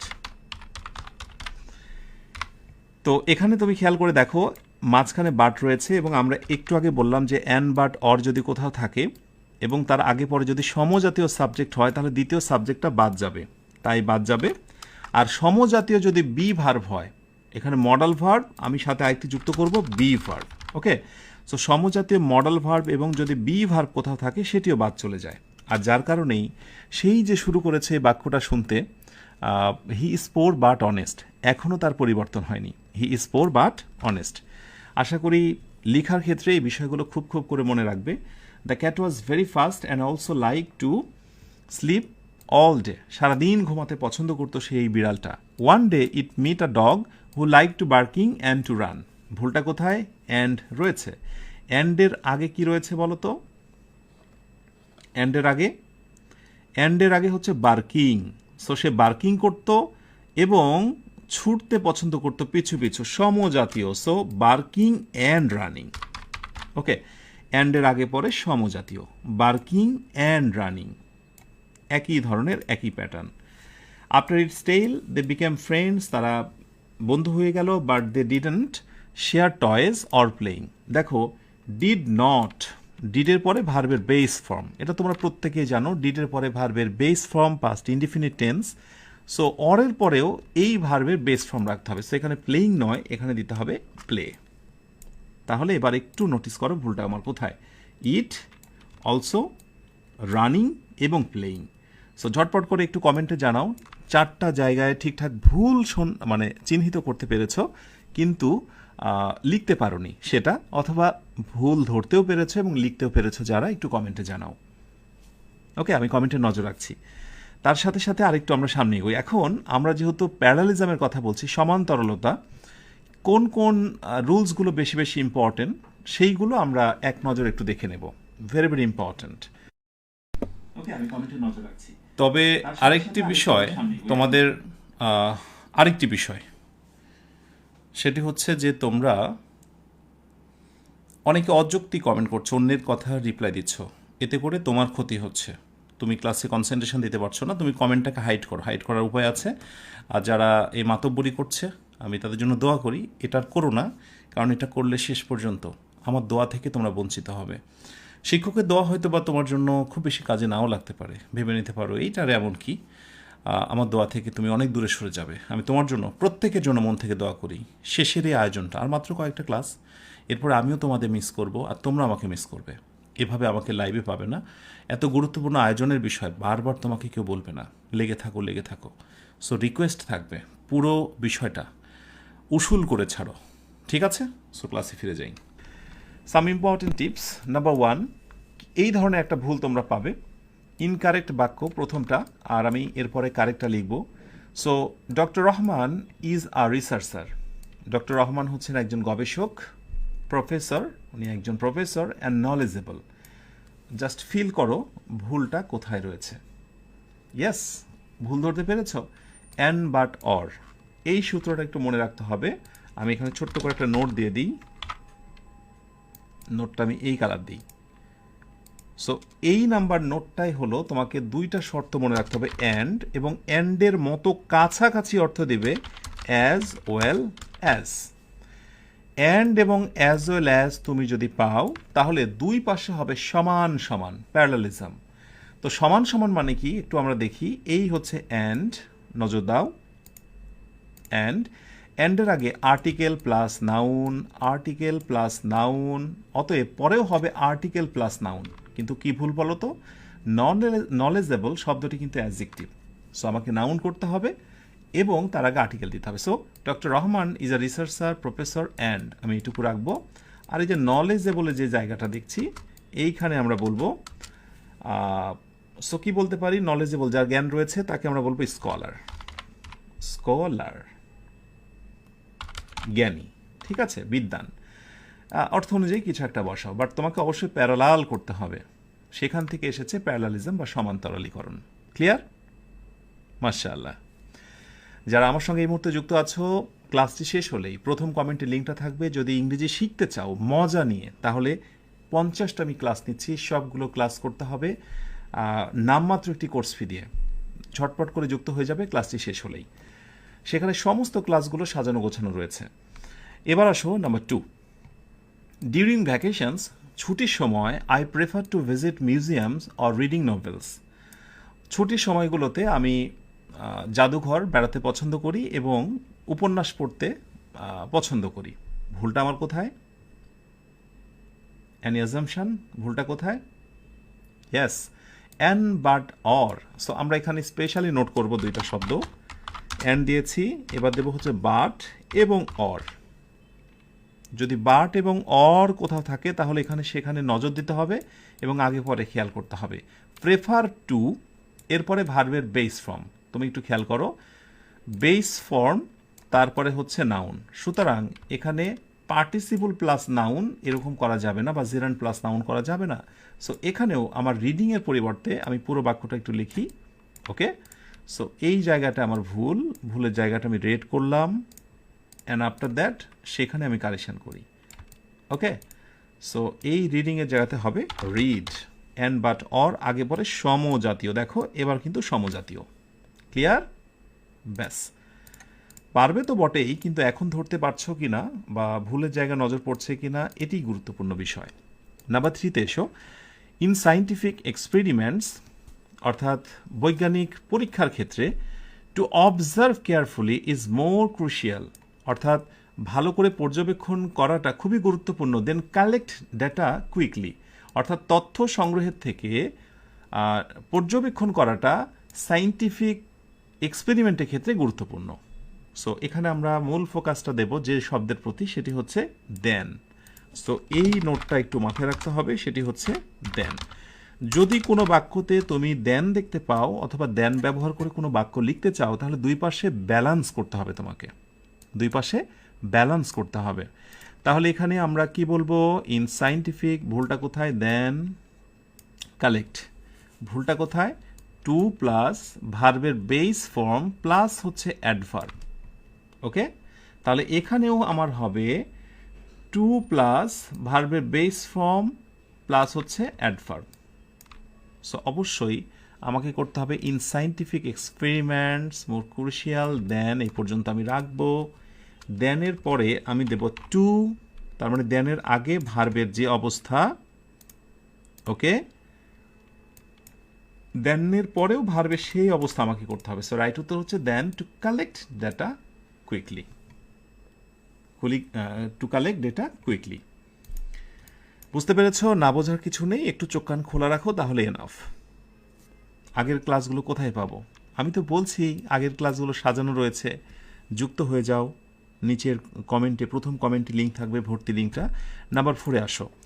Learning a new language is similar to play a musical instrument, অর্থাৎ একটি নতুন ভাষা শেখা হচ্ছে অনেকটা নতুন বাদ্যযন্ত্র বাজানোর মতো।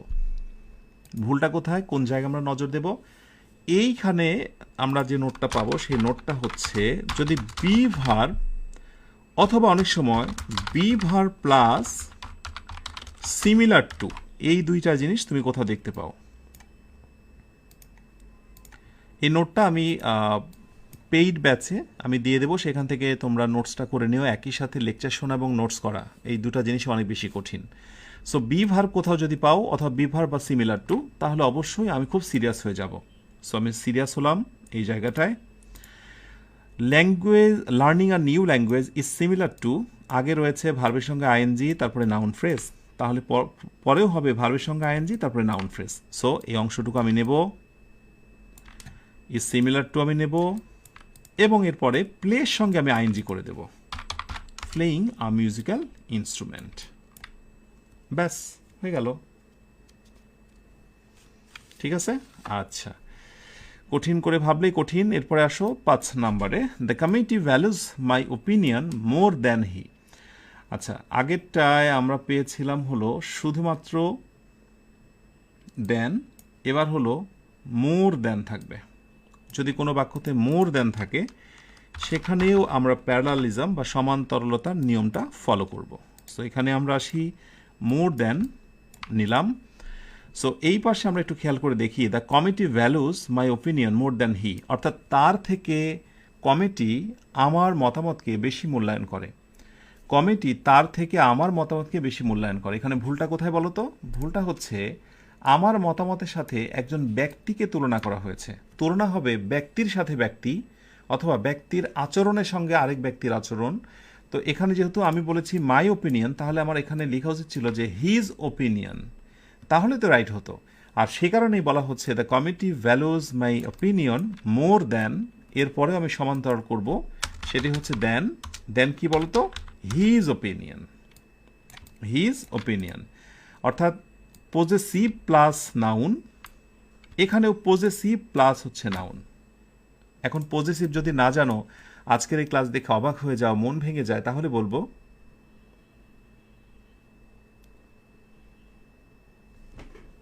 বলবো যে আগের যে পজেসিভের ক্লাসগুলো রয়েছে তুমি সেগুলো একটু দেখে নিও, কারণ সেখান থেকে তুমি একটা চমৎকার কনসেপ্ট পাবে। আচ্ছা, মাই পজেসিভ প্লাস হচ্ছে নাউন, এরপরে হচ্ছে পজেসিভ প্লাস নাউন। ঠিক আছে,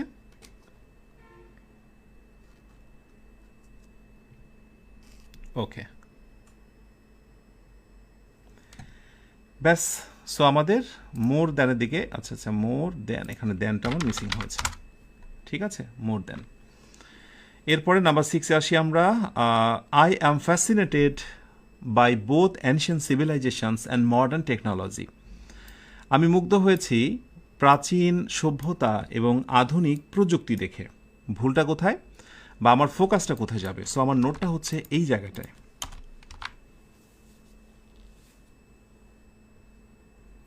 সো এইখানে আমরা নজর যেখানে দেব সেটি হচ্ছে বোথের জায়গায়। তো এখানে তোমরা মনে রেখো, বোথ যদি কোথাও থাকে তার সঙ্গে একটা অ্যান্ড যুক্ত হয়, বোথ এবং অ্যান্ড। ঠিক এরকমই মানে পেয়ার কনজাংশন রয়েছে, these are called pair conjunction. Pair মানে হলো একটার সঙ্গে আরেকটা সম্পর্ক। তো এই পেয়ার কনজাংশনের ক্ষেত্রে বেশ কয়েকটি কনজাংশন রয়েছে, যেমন বোথ ডট ডট অ্যান্ড, এরপরে জানাশোনা শব্দ either dot dot or, neither dot dot নর, তারপরে আরেকটি রয়েছে not only dot dot but also. এরা যদি কোথাও বসে একটা, তাহলে তারপরে আরেকটা বসবে এবং আগে এবং পরে সমান্তরাল হবে, সমান সমান হবে। So I am fascinated by both ancient civilisations, both রয়েছে এবং অ্যান্ড রয়েছে।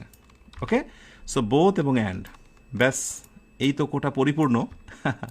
সো কোটা পরিপূর্ণ হয়েছে। এখন আমাকে শর্তটা মিলাতে হবে, বোথের পরে অ্যাডজেক্টিভ প্লাস নাউন, এবং এমন একটা নাউন যে নাউনটা হয়েছে প্লুরাল। খেয়াল করে দেখো, এমন একটা নাউন, সেই নাউনটা plural, adjective plus noun. So adjective, noun এই পাশের নাউন, কিন্তু সমস্যা হলো এই নাউনটা প্লুরাল, কিন্তু এই নাউনটা আমার প্লুরাল হয়নি। সো দাড়িপাল্লার মতো দুই পাশে সমান হয়নি, সেই জন্য ডেফিনেটলি আমরা এইটাকে প্লুরাল করে ফেলবো। So technologies, GIES, technologies. I am fascinated by both ancient civilisations and modern technologies. Clear? আশা করি বুঝে নিয়েছো মৌলিক রুলস। এখন কিছু কিছু ক্ষেত্রে তোমরা এক্সেপশন দেখতে পেতে পারো, যেমন আমি যদি তোমাদেরকে বলি ফার্স্ট একটা টেস্ট দিই এবং বলি যে ভুলটা কোথায়, ফাইন্ড আউট দ্য এরর। আমি যদি বলি he enjoys singing and to dance,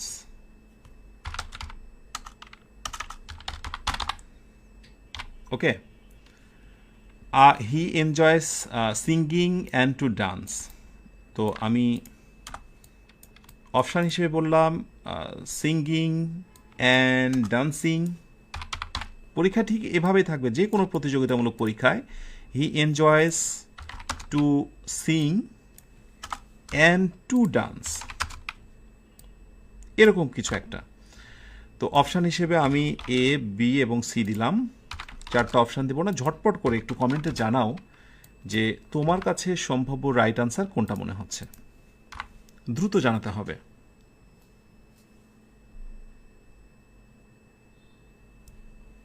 দ্রুত দ্রুত। সর্বদাই তোমরা যদি গ্রামারে শুধু রুলসের দিকে তাকাও তাহলে কিন্তু অনেক সময় অনেক কিছুই বুঝবে না।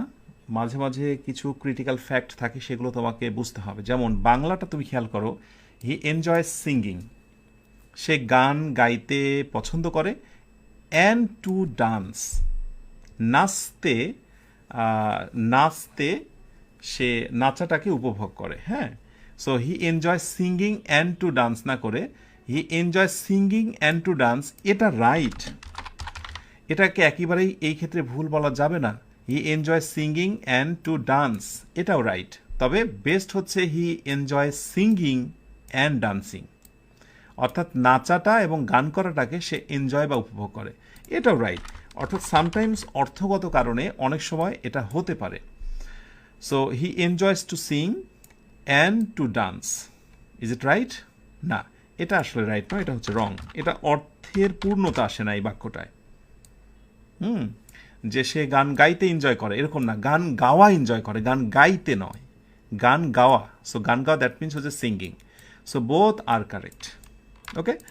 আচ্ছা, আরেকটি টেস্ট দেব তোমাদের আয়োজনের শেষের দিকে এসে। আচ্ছা, আরেকটি টেস্ট দিই and try to find out the error. আমি যদি বলি যে to be prepared and taking the initiatives are both important. To be prepared and taking the initiatives are both important. প্রস্তুত হওয়া এবং উদ্যোগ নেওয়া উভয় গুরুত্বপূর্ণ, এটা হচ্ছে বাংলা বাক্য। এইবার যদি আমি বলি যে to be prepared and taking the initiatives,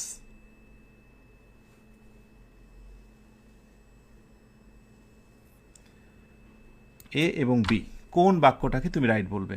এখন তোমরা হয়তো এটা অনেকেই ভাবছো যে স্যার অ্যান্ড বাট অর আগে যেহেতু ভার্বে পাস্ট পার্টিসিপল রয়েছে তাহলে এখানে পাস্ট পার্টিসিপলে দিতে হবে। না, এখানে আবার এইটাই হচ্ছে রাইট উত্তর। টু বি প্রিপেয়ার্ড মানে প্রস্তুত হওয়া, পরিপূর্ণ। টু বি এর পরে ভার্বে পাস্ট পার্টিসিপল এটা হতে পারে। সো টু বি প্রিপেয়ার্ড প্রস্তুত হওয়া, and taking the initiatives. So এখানে টেকেন দ্য ইনিশিয়েটিভস নয়, টেকিং দ্য মানে যখন আমরা হচ্ছে কি বলে এটাকে জেরেন্ড, মানে আমরা যখন সাবজেক্টের সাথে ভার্বের সঙ্গে আইএনজি যুক্ত করি, এরকম তো অনেক ফ্রেজই আমরা পাই। So taking the initiatives, not taken the initiatives. So taking the initiatives মানে উদ্যোগ নেওয়া, যার কারণে এই জায়গায় কিন্তু তুমি ওই প্যারালাল করলে কিন্তু ধরা খেয়ে যাবে। সো অবশ্যই এই বাক্যটাকে দেখে আগের নিয়ম অনুযায়ী তোমার ভুল মনে হতে পারে, কিন্তু কোনো কোনো ক্ষেত্রে এই অর্থ একটা গুরুত্বপূর্ণ বিষয়।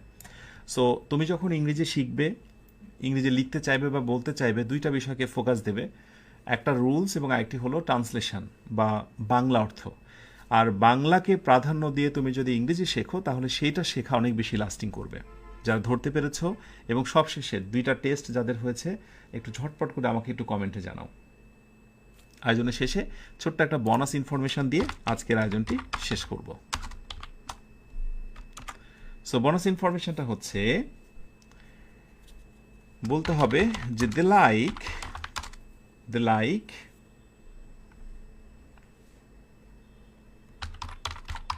singing as well as reading. অর্থাৎ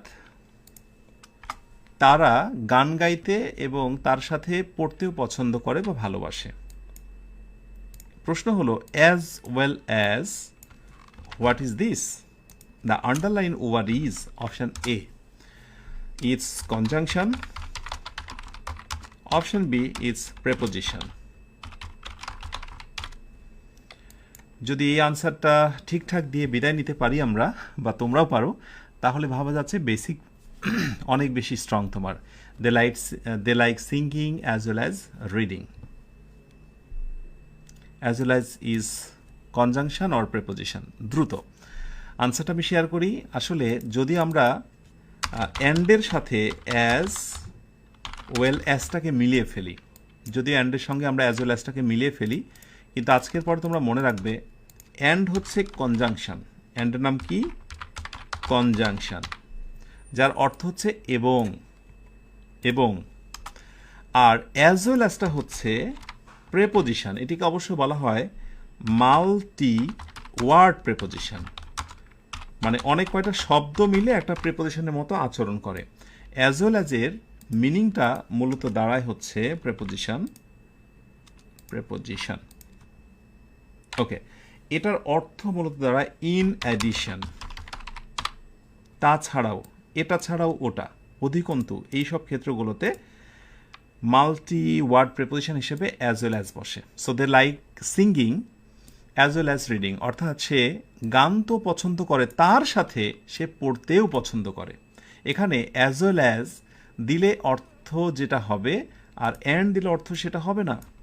এখন তুমি যদি এই জিনিসটা না জানো, যদি কাউকে বলা হয় যে বলো তো অ্যাজ ওয়েল অ্যাজের পরিবর্তে যদি আমি অ্যান্ড দিই তাহলে কি হবে, তাহলে সে বলবে যে দুইটাই সমান সমান, যেই লাউ সেই কদু, একই অর্থ। আসলে অ্যাজ ওয়েল অ্যাজ এবং অ্যান্ডের অর্থ কখনোই এক নয়। They like singing as well as reading, সে গান পছন্দ করে তার সাথে পড়াশোনা। সে গান এবং পড়াশোনা পছন্দ করে, তার মানে এবং কথাটি আসবে অ্যান্ডের ক্ষেত্রে, অ্যাজ ওয়েল অ্যাজের ক্ষেত্রে আসবে তার সাথে, এবং নয়। এই ছোট ছোট পার্থক্যগুলো তুমি যদি না জানো, তাহলে তুমি কি করে ট্রান্সলেশনে দক্ষ হবে? ইংরেজির বেসিক তোমার কিভাবে স্ট্রং হবে? আলহামদুলিল্লাহ, ইংরেজি বেসিক স্ট্রং করার জন্যই মূলত আমাদের এই আয়োজন। আলহামদুলিল্লাহ, এবং এর মধ্যে দিয়ে শেষ হলো আমাদের আরও একটা ক্লাস, শেষ করলাম আরও একটি মিশন। শেষের ছোট্ট একটা গল্প বলতে চাই, গল্পটা না শুনে কেউ যাবে না। গল্পটা হলো যে একটা শিশু রাস্তায় না খেয়ে পড়ে আছে, ক্ষুধার জ্বালা চটপট করছে। তো কিছু মানুষ দায়িত্ব নিল সেই ছেলেটিকে খাওয়াবে। তাকে বাসায় নিয়ে আসলো, গোসল করে তাকে খাবার খেতে দিল। তাকে যখন খাবার খেতে দেওয়া হলো, সে এভাবে প্রতিদিনই কিছু খাবার খায় এবং কিছুটা ফেলে দেয়, এভাবে খায় আবার ফেলে দেয়। তো যারা নিয়ে এসেছিল শিশুটিকে, তাদের মনে প্রশ্ন জাগলো, আচ্ছা তুমি তো ক্ষুধার্ত ছিলে, তোমাকে খাবার দিলাম, তুমি সব খাবারটাই খাবে, তুমি কেন অপচয় করছো, তুমি কেন ফেলে দিচ্ছ? শিশুটি বলল, আমি তো ততটুকুই খেতে চেয়েছিলাম যতটুকু আমার দরকার। তখন তারা বলল যে তোমার কতটুকু পেটে ক্ষুধা এটা আমরা কি করে বুঝবো? তখন সেই ছেলেটি বলল, ক্ষুধার্ত ছেলেটি, যে আমার কতটুকু ক্ষুধা, আমার কতটুকু খাবার লাগবে, এটা যদি আপনারা নাই বুঝেন, তাহলে আমার দায়িত্ব আপনারা কেন নিলেন? যে সকল মানুষরা দায়িত্ব নিয়েছিল তারা চুপ হয়ে গেল। তারা ভাবলো, সত্যিই তো, আমরা যখন দায়িত্ব তার নিয়েছি, তার পেটের পরিমাপটা আমাদেরই করা উচিত ছিল। আদৌ কি এটি সম্ভব? সম্ভব নয়। মোরাল অফ দি স্টোরি কি? মোরাল অফ দি স্টোরি হচ্ছে, আমি তোমাদের জন্য যা তৈরি করেছি, যা তোমাদের দিচ্ছি, যা তোমরা নিচ্ছ, তা কি তোমরা অনুমান করতে পারছো না যে কতটা গুরুত্বপূর্ণ এগুলো? নাকি সেই দায়ভারটাও আমাকে দেবে যে স্যার আমাকে যা দিচ্ছেন তাকে আমার জন্য কাজের, সেই দায়িত্বটা আপনিই নেন? কেন এতদিনেও কি বুঝে উঠতে পারোনি কি অমূল্য এক বিষয়, দীর্ঘদিনের গবেষণার ফসল আমি তোমাদের দিচ্ছি। সিরিয়াস হও, জেগে ওঠো, শর্টস রিলস দেখা বাদ দাও, সৃজনশীল হও, অধ্যাবসায়ী হও, স্পিড নিয়ে আসো। মনের ভিতরে মাঝে মাঝে একটু ঈর্ষা জাগে না অন্যজনকে দেখে যার পরিবর্তন হয়েছে? যার সঙ্গে তুমি চ্যালেঞ্জ করেছিলে কোনো এক সময়, মনে মনে ভেবেছিলে আমিও তার মতো হতে চাই। তোমার নিজেকে মাঝে মাঝে ধিক্কার দিতে ইচ্ছে করে না, যে আমি কেন এত অলস, অন্যরা পারে আমি কেন পারি না? নিজেকে জিজ্ঞাসা করো, এভাবে আর কতদিন? পারতে তোমাকে হবেই। এ যাত্রায় যদি ব্যর্থ হও, আর কোনো দিন ইংরেজি শেখার নাম নেবে না। আমি প্রত্যেকের জন্য দোয়া করি আজকের ক্লাসটি শেষ করেই রিভিশন না দিয়ে, বিশেষ করে প্রথম ক্লাসটা লেকচার 37 রিভিশন না করে ঘুমোতে যাবে না। কথা দাও আমাকে, 37 যাদের কাছে কঠিন লেগেছে রিভিশন করে ক্লাস শেষ করবে, ঘুমোতে যাবে, এই কথাটা আমাকে দিয়ে যাও। আলহামদুলিল্লাহ, আজকে আমরা আরও একটি মিশন শেষ করলাম। মিশন কত বলো তো? Yes, mission 19 is equal to done. আর তো কয়েকটা দিন, এরপর তোমাদের বকাবকি করব না, তোমাদেরকে নিয়ে আমি কোনো অভিযোগ দেব না, তোমরাও বলার মতো কোনো মানুষ পাবে না। থাকো না কয়েকটা দিন আমার সাথে, অবশ্যই এই সুন্দর মুহূর্তগুলোর কথা তোমাদের মনে হবে, হয়ে থাকুক না এই সুন্দর মুহূর্তগুলো স্মৃতি হয়ে, যার কারণে এই কয়েকটা দিন লেগে থাকো চুম্বকের মতো। ইনশাআল্লাহ যারা কথা দিচ্ছ, তোমাদের প্রত্যেকের চেষ্টা যেন মহান আল্লাহ কবুল করেন। আমরা টেক্সট বুকের আমাদের এই পুরো আয়োজনের ওপেন বুক এক্সামটা নেব কবে, সেটা আগামীকাল শুক্রবার ক্লাসে আমি জানিয়ে দেব, তারিখ সহ। শেষে আবারও মনে করে দিই, আগামীকাল শুক্রবার ক্লাস রয়েছে, তুমি জেনে নাও এবং অন্যকে জানিয়ে দাও। ঠিক আছে, তাহলে শেষ করলাম আজকের আয়োজনটি। ইনশাআল্লাহ আগামী দিন তোমাদের সঙ্গে আবারও কথা হবে। ভালো থেকো, যে ভালোর শেষ নেই, সুখে থেকো, যে সুখের সীমানা নেই, এই অনন্ত শান্তির চিরন্তন প্রত্যাশায়। আল্লাহ হাফেজ।